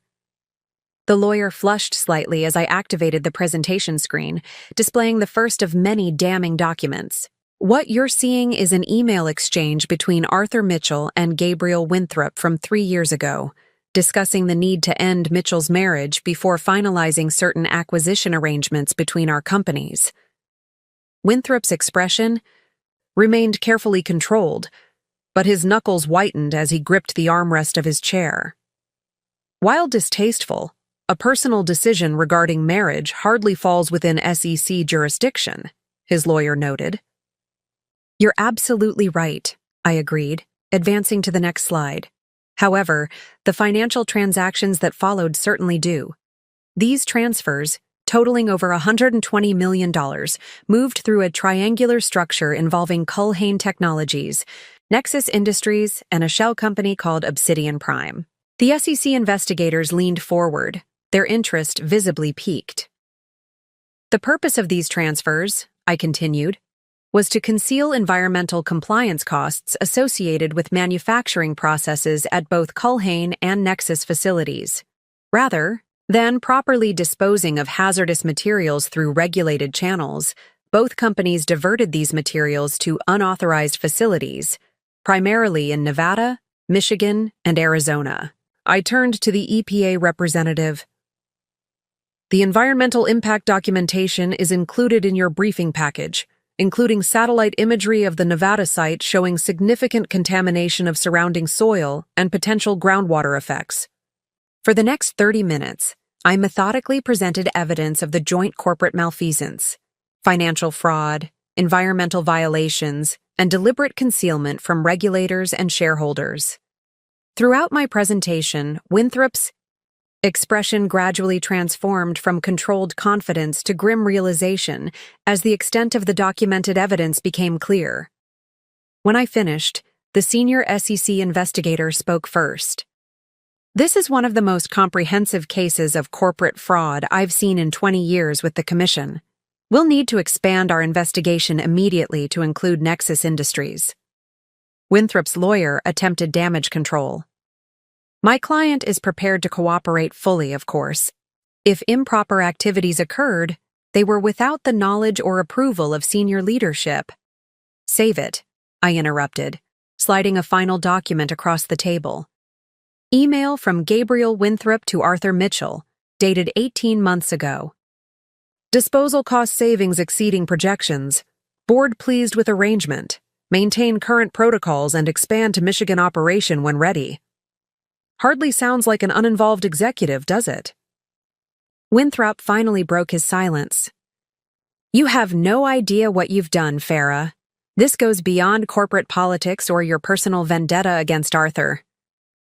My actions aren't driven by vendetta, Gabriel, but by legal and ethical responsibility. Something you and Arthur apparently discarded along with my marriage. His expression darkened. Your self-righteousness is both naive and dangerous. There are factors at play you don't understand. Another threat? Arthur tried the same approach this morning. It didn't work then either. The EPA representative cleared his throat. In light of the evidence presented, we'll need to secure all relevant records immediately and initiate testing at the affected sites. Nexus Industries will be receiving formal notices of investigation by the end of day. As the meeting concluded and the various parties gathered their materials, Winthrop made one last attempt to regain control of the situation. He approached me directly, speaking low enough that only I could hear. Do you think this ends with Arthur? With me? There are board members at both our companies who authorized these arrangements. People with political connections, with resources you can't imagine. His voice dropped further. Arthur was trying to warn you, not manipulate you. Some lines, once crossed, can't be uncrossed. I met his gaze steadily. Is that supposed to frighten me into silence? It's too late for that, Gabriel. The evidence has been secured, distributed to multiple agencies, and backed up in locations you'll never access. Whatever consequences come, they're inevitable now. Something like genuine concern flickered in his eyes. Then I hope you've prepared for them, Farah. Because they're coming, whether you believe me or not. As he was escorted from the conference room, I remained outwardly composed, but his words had struck an unsettling chord. The same warning Arthur had given, delivered now by someone who had every reason to discredit me, not protect me. Back in my office, I found Coraline waiting, her expression troubled. I've been monitoring communications since Arthur's termination, she reported. There's been unusual activity, encrypted messages between board members at Nexus, calls to unlisted numbers, private jets being chartered. Expected reactions to the investigation announcement, I suggested, though uncertainty nagged at me. Maybe. She hesitated. But there's something else. I did more digging on Devereaux after our conversation last night. He's real, Farah. And he's dangerous. Ex-military intelligence, specialized in problem resolution for corporations. The pattern of accidents surrounding whistleblowers? That's documented, not fabricated. A chill ran through me as pieces began realigning in my mind. What if Arthur's warning contained elements of truth, even if wrapped in self-serving lies? What if the Devereaux threat was real, even if Arthur had manipulated it for his own purposes? Keep monitoring, I instructed Coraline, but enhance security protocols. Move all sensitive data to air-gapped systems. And Coraline, take personal precautions. Use the secure apartment we discussed for the next few days. After she left, I sat alone in the gathering afternoon shadows. The victory I'd savored that morning now tempered by growing uncertainty. The revenge I'd sought against Arthur had been achieved. He was disgraced, removed from power, facing potential criminal charges. But in the process, had I inadvertently stepped into something far more dangerous than a personal vendetta? My phone buzzed with a text from an unknown number. Storage Unit 447, Blue Mountain Facility, Security Code 0517. What you need is inside. Trust no one, not even the board. Despite everything, despite the lies and manipulation, something in Arthur's final desperate warning had rung true. And now I had to decide, was this one last deception, or the first honest warning he'd given me in years? The satisfaction of revenge suddenly felt hollow against the possibility that I had underestimated the true nature of what I'd uncovered. As CEO of Culhane Technologies, I had achieved everything I'd planned these past 3 years, but as I stared at Arthur's cryptic message, I wondered if the price of that achievement might be higher than I had ever anticipated. The morning of my second day as CEO dawned with a clarity that matched my resolve. I arrived at Culhane headquarters early, stepping into the building with a confidence that came from knowing Arthur's desperate attempts at manipulation had failed. His career was over, his reputation in ruins, and today would formalize what everyone already knew. Farah Winters was in command. The executive floor hummed with anticipation as I walked toward the boardroom. Employees nodded respectfully, their expressions a mixture of awe and curiosity. The story of my rise to power, and Arthur's spectacular fall, had spread throughout the company like wildfire, growing more dramatic with each retelling. Amanda met me at my office door, tablet in hand. The board is already gathering. SEC representatives arrived 15 minutes ago and are reviewing the documentation in the conference room. She lowered her voice. Arthur has been trying to contact several board members directly. No one's taking his calls. Good. I set my briefcase on the desk. Any update on Gabriel Winthrop? Nexus Industries released a statement this morning distancing themselves from Arthur's alleged misconduct and emphasizing that any arrangements between the companies were standard industry practice. She handed me her tablet, displaying Nexus's carefully worded press release. Mr. Winthrop has canceled today's meeting, citing a scheduling conflict. I scanned the statement, noting the strategic vagueness and implicit denial. Rats fleeing a sinking ship. Has the EPA team left for Nevada? Departed at 5 a.m. They should be on site now, implementing the initial containment measures. Perfect. I returned the tablet and gathered my materials for the board meeting. Let's make history, Amanda. The boardroom fell silent as I entered, all eyes turning toward me. Samantha nodded from her position at the head of the table, while Curtis shuffled nervously through his papers.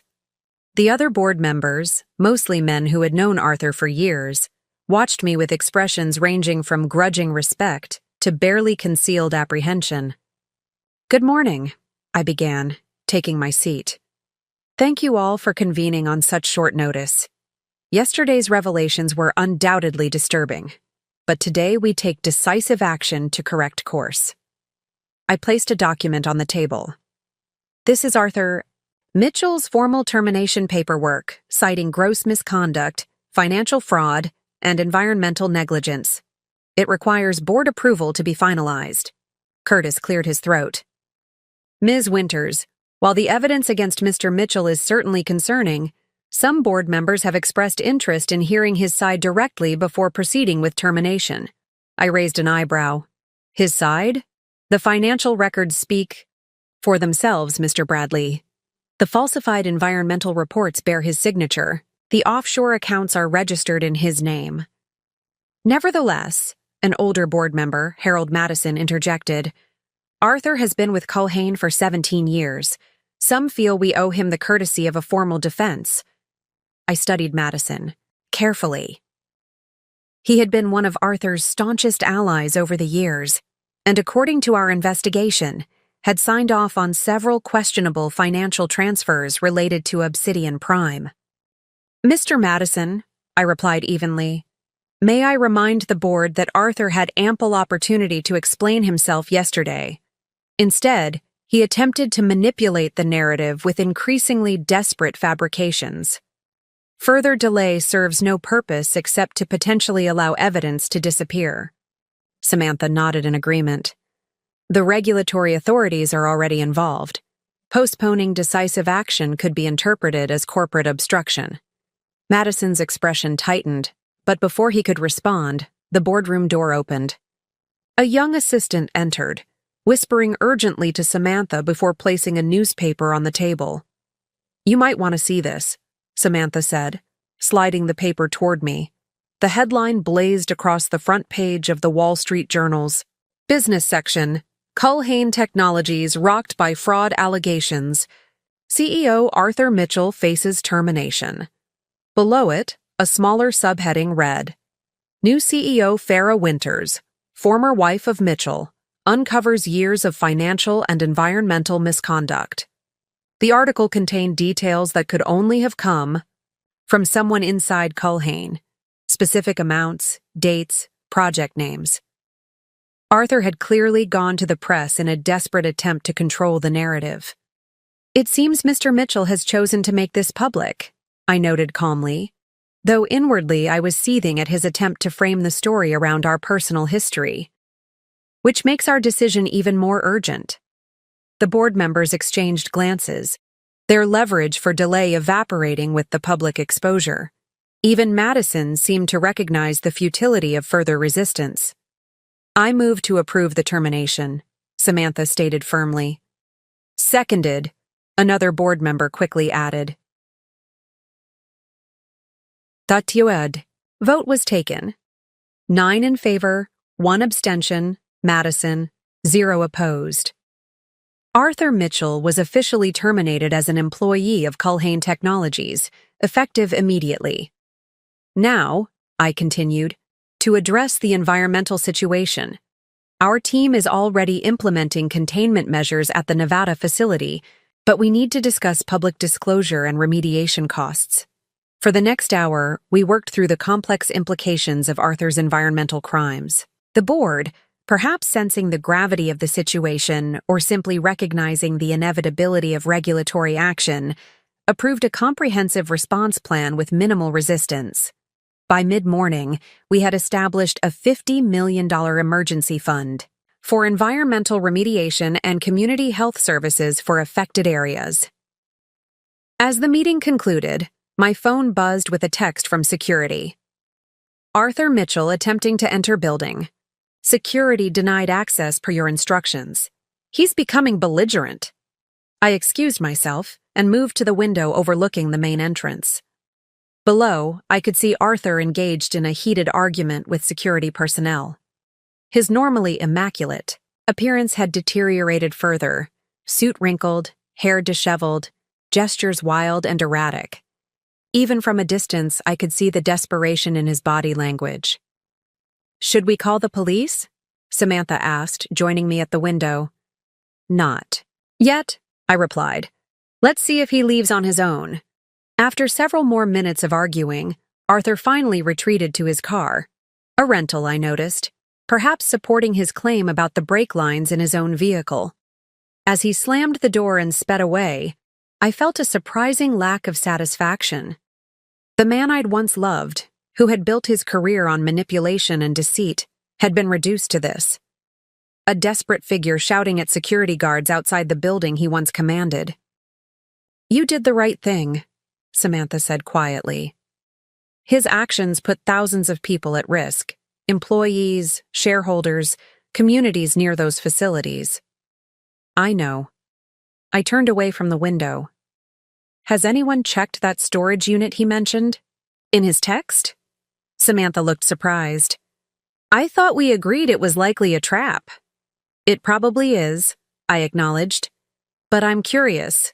What final desperate card does he think he can play? I'll have security investigate, she offered. Carefully, with all proper precautions. Back in my office, I found Amanda fielding a barrage of media inquiries. Everyone wants a statement about the Wall Street Journal article, she reported. And Mr. Winthrop from Nexus has suddenly found time in his schedule. He's requesting a meeting this afternoon. How convenient, I remarked dryly. Schedule him for 3 p.m. and prepare a press statement focusing on our environmental remediation efforts and commitment to corporate responsibility moving forward. Minimize references to Arthur personally. She nodded, clearly understanding my strategy. We would shift the narrative from personal drama to corporate accountability, from a battle between ex-spouses to a fundamental recommitment to ethical business practices. As Amanda left to draft the statement, I finally allowed myself a moment of reflection. The revenge I had plotted for 3 years was complete. Arthur had lost everything. His position, his reputation, his carefully constructed facade of success. The text message that had ended our marriage had set in motion a chain of events he could never have anticipated, culminating in his complete professional destruction. Yet victory felt different than I had imagined. Not hollow, exactly, but complex, tinged with memories of better times, of the man Arthur had been before ambition corrupted him completely. Perhaps the greatest victory wasn't seeing him destroyed, but recognizing that I had transcended the pain he'd caused me, transforming it into a strength that had carried me to heights he never believed I could reach. My reflection was interrupted by a call from Coraline. "We've accessed the storage unit Arthur mentioned," she reported, her voice tight with tension. "You need to see what's inside, Farah. It's not what any of us expected." "What did you find?" "Documents, hundreds of them. Financial records dating back 5 years, board meeting minutes that appear to have been altered in the official files, and—" she hesitated. "Private correspondence between board members, including Harold Madison, discussing environmental violations in explicit terms. They knew, Farah. They all knew." I processed this information. If legitimate, these documents suggested Arthur wasn't solely responsible for the environmental crimes. The entire board had been complicit. "Is there anything about Devereaux?" I asked, still skeptical about Arthur's most dramatic claims. "Nothing explicit," Coraline replied. "But there are meeting notes referencing a special consultant and problem resolution strategies that sound ominous." "Bring everything to my office," I instructed. "And Coraline, tell no one else about this yet." After ending the call, I stood by the window, watching the city below as I contemplated this new development. Arthur's final message might have contained some truth after all, not about his noble intentions or Devereaux's shadowy conspiracy, but about broader culpability within Culhane's leadership. If the board had been complicit all along, my revenge against Arthur had inadvertently uncovered something far more significant: a systemic failure of corporate governance that extended beyond one man's corruption. As CEO, I now had both the power and responsibility to address this broader corruption.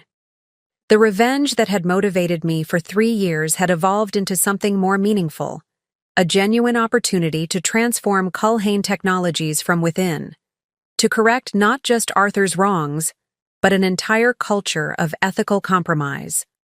My phone rang, Gabriel Winthrop calling directly rather than through assistants. "Ms. Winters," his voice carried forced cordiality. "I thought perhaps we might speak privately before our meeting this afternoon." "I prefer to have our full discussion with all relevant parties present, Mr. Winthrop," I replied coolly, "including our legal team." A brief pause. "I think you'll find that approach unnecessarily adversarial. We've been partners for many years." "Partners in what, exactly?" I challenged. "The relationship between our companies seems to have extended beyond normal business arrangements." Another pause, longer this time. "I believe we could reach a mutually beneficial understanding if we discussed matters directly, CEO to CEO. The implied offer was clear.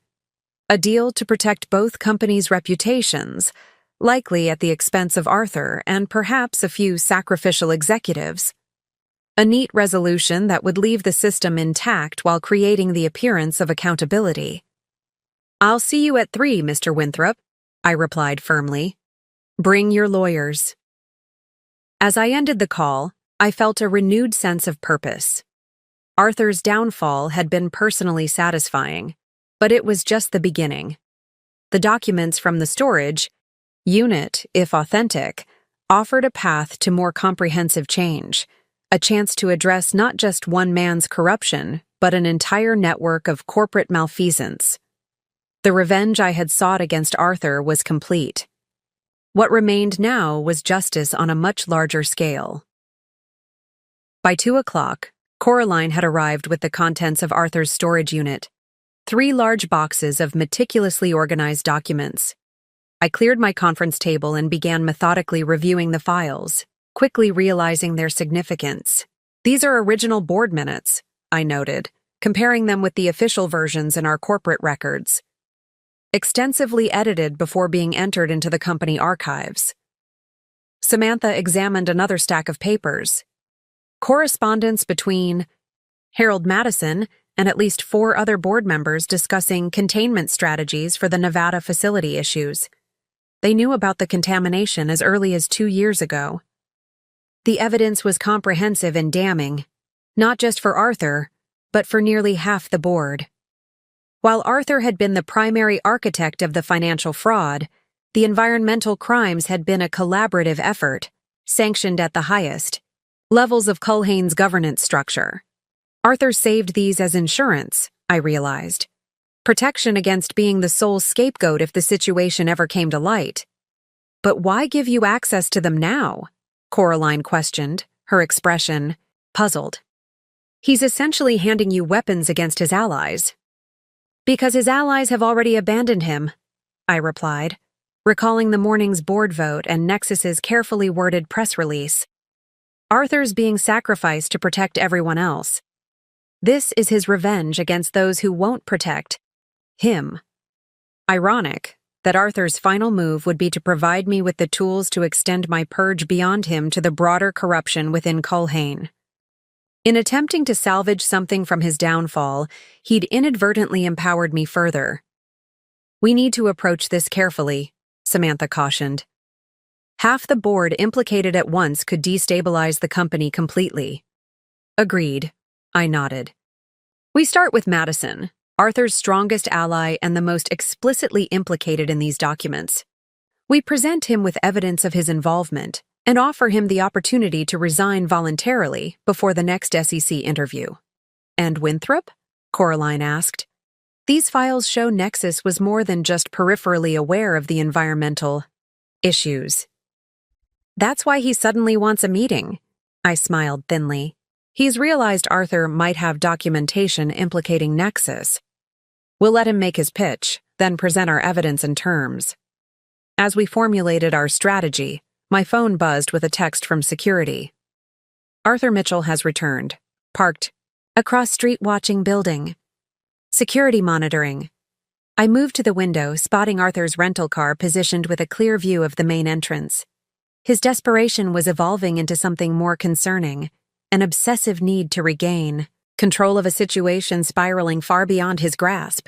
Increase security protocols, I instructed Coraline, and have someone keep eyes on Arthur. If he attempts to enter the building again, call the police immediately. At precisely 3 o'clock, Gabriel Winthrop arrived for our meeting, accompanied by Nexus Industries' general counsel and a third man introduced only as a senior advisor. They were escorted to my office, where I waited alongside Samantha and Culhane's legal team. Ms. Winters, Winthrop greeted me with forced cordiality. Thank you for making time on what must be a challenging day. Every day brings new challenges, Mr. Winthrop, I replied evenly. And new revelations. We exchanged pleasantries for several minutes, dancing around the true purpose of the meeting until Winthrop finally came to the point. This unfortunate situation with Arthur Mitchell, he began carefully, while concerning, need not affect the long-standing partnership between our companies. That depends, I countered, on the nature of that partnership. Our investigation has uncovered some aspects that appear to extend beyond normal business relations. Winthrop's counsel shifted uncomfortably. If you're referring to the environmental compliance methodologies, Nexus Industries categorically denies any knowledge of improper activities. Interesting position, I remarked, sliding a folder across the table, especially given these communications between your environmental team and Obsidian Prime regarding the special disposal protocols for the Nevada site. The attorney reached for the folder, but Winthrop intercepted it, opening it himself. His expression remained carefully controlled as he reviewed the contents, but I noted the slight tightening around his eyes, recognition that his position was more precarious than he'd anticipated. These appeared to be standard technical consultations, he said finally, closing the folder. Nothing improper. Page 4 references explicitly bypassing EPA monitoring requirements, I pointed out. Page 7 discusses alternate chemical classifications. To avoid triggering regulatory thresholds, neither practice is remotely standard or legal. The senior advisor spoke for the first time, his voice calm but authoritative. Perhaps we should discuss potential resolutions rather than interpretations of past communications. Both our companies have an interest in moving forward constructively. I agree completely. I smiled. Constructive resolution begins with accountability. Culhane Technologies is implementing comprehensive environmental remediation at all affected sites and establishing a $50 million fund for community health services. We would expect Nexus Industries to match this commitment, given your equal participation in these operations. Winthrop's face flushed. That's completely reasonable, the advisor cut in smoothly, though the specifics would require further discussion. I studied this unnamed advisor more carefully, noting his calm confidence amid Winthrop's growing agitation. He hadn't been introduced properly, but carried himself with the authority of someone accustomed to managing crises. There's another matter, I continued. Certain communications between you and Arthur Mitchell regarding the terms of our divorce 3 years ago. Specifically, your advice that our marriage had become an obstacle to potential business arrangements. Winthrop's composure finally cracked. That's entirely personal and irrelevant to current corporate matters. On the contrary, Samantha interjected, it establishes a pattern of ethical breaches and inappropriate business considerations extending to personal relationships. The SEC would find it highly relevant to understanding the broader culture that facilitated the financial and environmental misconduct. As Winthrop struggled to formulate a response, a commotion erupted in the outer office. Raised voices, something heavy falling. The door burst open, and Arthur appeared, disheveled and wild-eyed, having somehow evaded security. You, he snarled, pointing at Winthrop. You promised if I took the fall alone, they'd protect me. Now the SEC is freezing my accounts and no one's returning my calls. Security personnel appeared behind him, grabbing his arms, but the damage was done. The naked desperation and explicit acknowledgement of a coordinated cover-up hung in the air, impossible to ignore or explain away. Winthrop sat frozen, his careful facade of ignorance shattered by Arthur's unplanned interruption. The unnamed advisor's expression had darkened, his calculating gaze shifting between Arthur and me as security dragged my ex-husband from the room. I believe this meeting is concluded, I stated calmly into the stunned silence that followed. Our legal team will be in touch with terms for Nexus Industries' participation in the remediation efforts. I suggest you consider them carefully, given what we've just witnessed. Winthrop and his counsel departed quickly, but the advisor lingered, approaching my desk after the others had left. Impressive work, Ms. Winters, he said quietly. Not many could have orchestrated such a comprehensive unraveling in just 2 days. I didn't orchestrate Arthur's appearance just now, I replied honestly. Though it certainly clarified matters. Indeed. He placed his business card on my desk. When the dust settles, I'd be interested in discussing Culhane's future direction. My associates and I specialize in helping companies navigate transitions. I glanced at the card. It bore only a name, Isaiah Devereaux, and a phone number. You're not what Arthur described, I observed, keeping my expression neutral despite my surprise. Few things are, he replied with a thin smile, including Arthur Mitchell. Good day, Ms. Winters. After he departed, I sat in momentary silence, processing this unexpected development. Arthur's description of Devereaux as some shadowy criminal mastermind had been yet another manipulation, a distortion of a real person into a convenient villain for his narrative. That was Devereaux, Samantha? Asked incredulously after I explained. The supposed criminal mastermind from Arthur's story? Another of Arthur's exaggerations, I confirmed, though not a complete fabrication. Based on his demeanor, Devereaux is clearly someone accustomed to managing corporate crises behind the scenes. "What do we do about Arthur?" she asked. "That outburst won't be his last. He's unraveling completely." I considered our options. Arthur's increasingly erratic behavior posed a liability to both himself and Culhane. Despite everything, I couldn't help feeling a twinge of unwanted sympathy for the man whose life was imploding so spectacularly. Have security escort him off the premises, I decided, but arrange for someone to drive him home. In his current state, he shouldn't be behind the wheel. As the afternoon progressed, news of Arthur's outburst spread throughout the company, cementing the narrative of his downfall. The man who had once commanded respect through fear now inspired only pity and whispered speculation about his mental stability. By 5 o'clock, Harold Madison had requested a private meeting, clearly sensing his own precarious position after reviewing the afternoon's events. Within 30 minutes, he had agreed to resign from the board, effective immediately, in exchange for a carefully worded separation agreement that minimized his legal exposure. "One down," Samantha remarked as Madison departed. "How many more to go?" "As many as necessary," I replied, reviewing the documents from Arthur's storage unit. "This isn't just about revenge anymore. It's about fundamentally changing Culhane's corporate culture." As the workday ended and employees filtered out of the building, I remained in my office, the weight of responsibility settling more firmly on my shoulders. The revenge I had sought against Arthur was complete beyond my wildest expectations. He had lost everything: his position, his reputation, his dignity, even his allies. Yet my victory had expanded into something larger than personal vindication. I now had the opportunity and responsibility to transform the company from within, to excise the corruption that had festered under Arthur's leadership and create something better. Perhaps that was the greatest revenge of all, not just destroying what Arthur had built, but rebuilding it into something he could never have achieved. A company defined by integrity rather than deception, by accountability rather than evasion. As night fell over the city, I gathered my things and prepared to leave, physically exhausted, but mentally energized by the clarity of purpose that had emerged from the chaos of the past 2 days.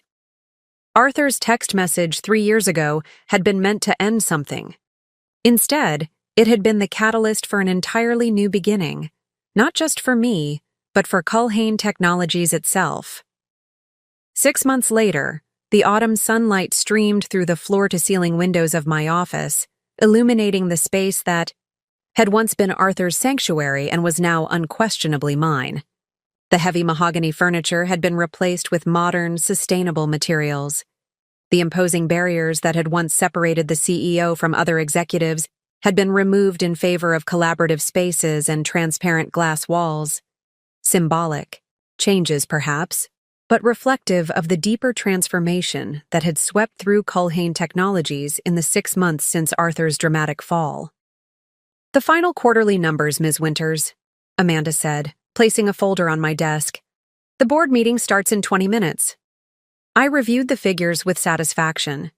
Despite the initial financial hit from the environmental remediation, costs and regulatory fines, Culhane had rebounded remarkably. Our stock had not only stabilized, but begun climbing steadily as the market responded to our transparency initiatives and ethical restructuring. "Perfect timing," I noted, glancing at the magazine cover framed on my wall. Forbes' latest issue featuring my portrait under the headline, "Corporate Redemption: How Farrah Winters Transformed Culhane Technologies from Environmental Villain to Industry Leader." The article had detailed my journey from being dumped via text message after 15 years of marriage to becoming CEO and uncovering the corruption that had festered under Arthur's leadership. The writer had portrayed it as a personal redemption story that had evolved into corporate renaissance, which wasn't far from the truth. "The new board members have all arrived," Amanda informed me, including Dr. Eleanor Blackwood from the Environmental Advisory Committee. I nodded appreciatively.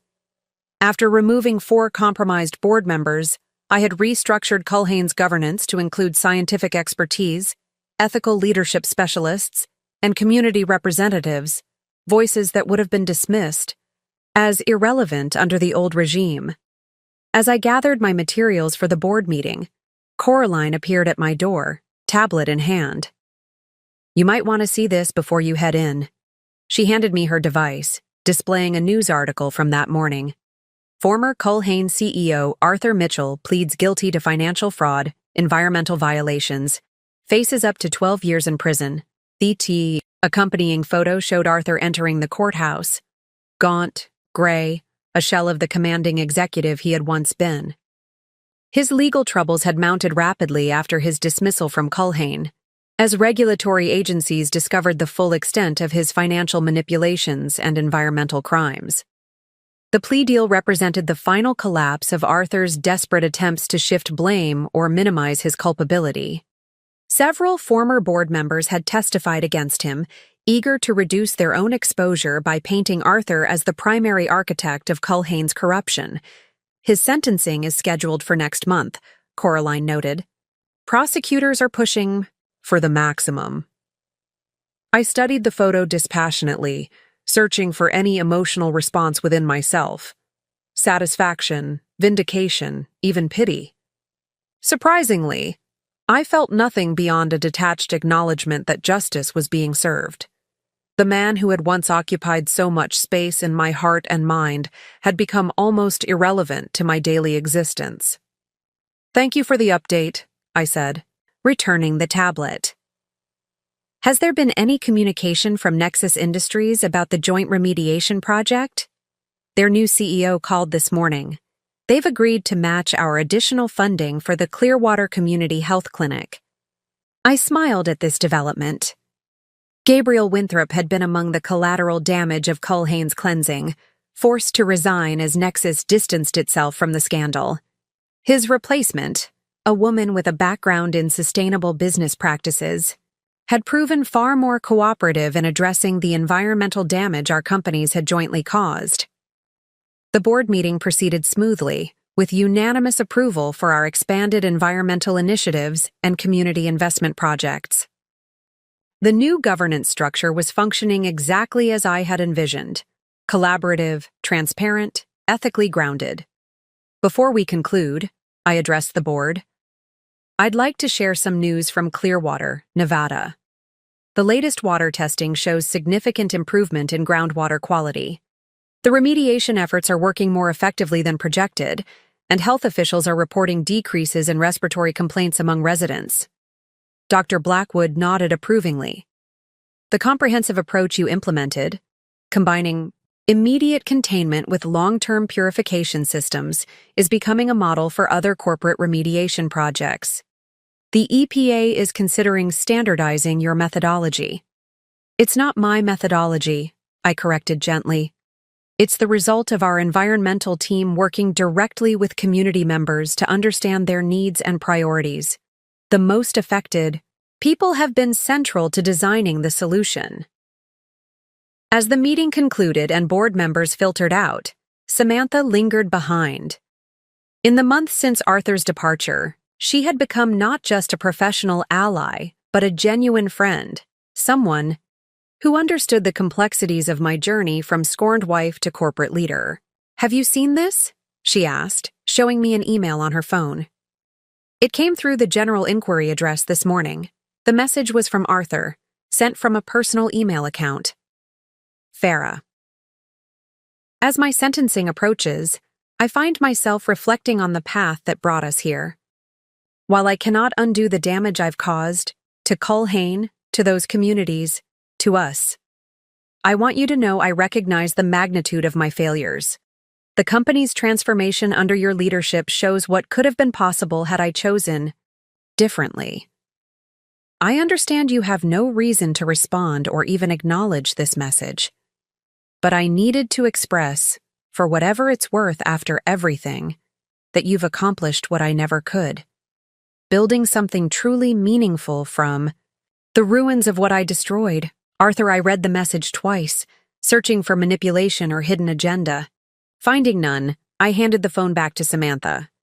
"Will you respond?" she asked carefully. I considered the question. 6 months ago, I might have savored the opportunity to dismiss Arthur's overture with the same coldness he had shown me. 3 months ago, I might have crafted a response highlighting the contrast between his failures and my successes. Now, however, no, I decided.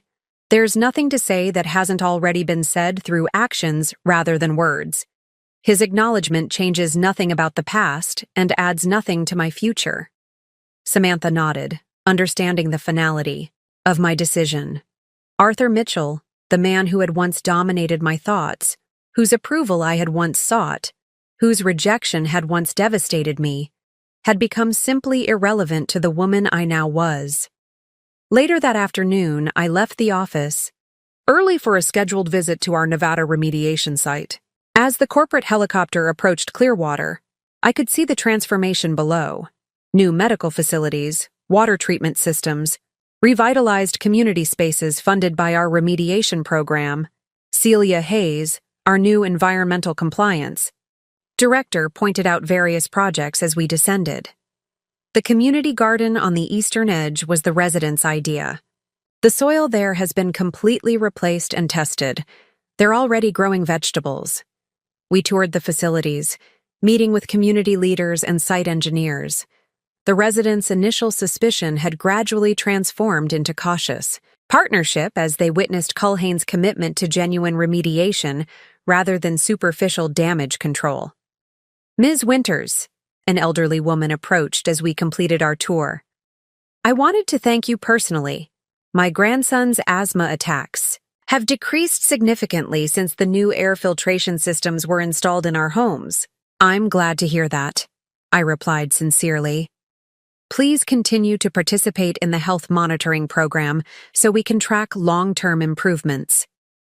As the sun began to set, casting long shadows across the transformed landscape, I found myself standing alone at the edge of the remediation site. 6 months of intensive work had begun healing the environmental damage, but the process would continue for years, a long-term commitment Culhane would honor regardless of cost. My phone buzzed with a news alert. Culhane Technologies stock reaches all-time high following successful environmental initiatives and corporate restructuring. I smiled at the validation, but found it mattered less than the tangible progress surrounding me. The revenge that had once driven me had evolved into something far more meaningful, a genuine commitment to repairing damage and creating value beyond mere profit. 3 years ago, standing at my mother's graveside, I had received a text message that shattered 15 years of marriage in 14 words. The pain of that moment had fueled a determination that carried me to heights Arthur had never believed I could reach. Now, that determination had transformed into purpose that had nothing to do with Arthur at all. As our helicopter lifted off, carrying me back to the headquarters I now commanded, I watched Clearwater recede beneath us, a visible reminder that healing was possible, that destruction could be reversed, that new growth could emerge from contaminated ground. In that moment, I recognized that the most complete revenge wasn't Arthur's imprisonment or financial ruin or public disgrace. It wasn't even my professional success or public vindication. The ultimate victory was my complete liberation from the need for revenge itself, the freedom to build something meaningful that had nothing to do with him at all. Arthur Mitchell had ended our marriage with a text message because I no longer served his ambitions. In doing so, he had inadvertently set me on a path to discover strengths I never knew I possessed, to achieve success beyond what either of us had imagined possible, and ultimately, to outgrow the very need to prove him wrong. The text message that had once broken my heart had become merely a footnote in a much larger story, my story, that was still being written, one chapter at a time. Up next, you've got 2 more standout stories right on your screen. If this one hit the mark, you won't want to pass these up. Just click and check them out. And don't forget to subscribe and turn on the notification bell so you don't miss any upload from us.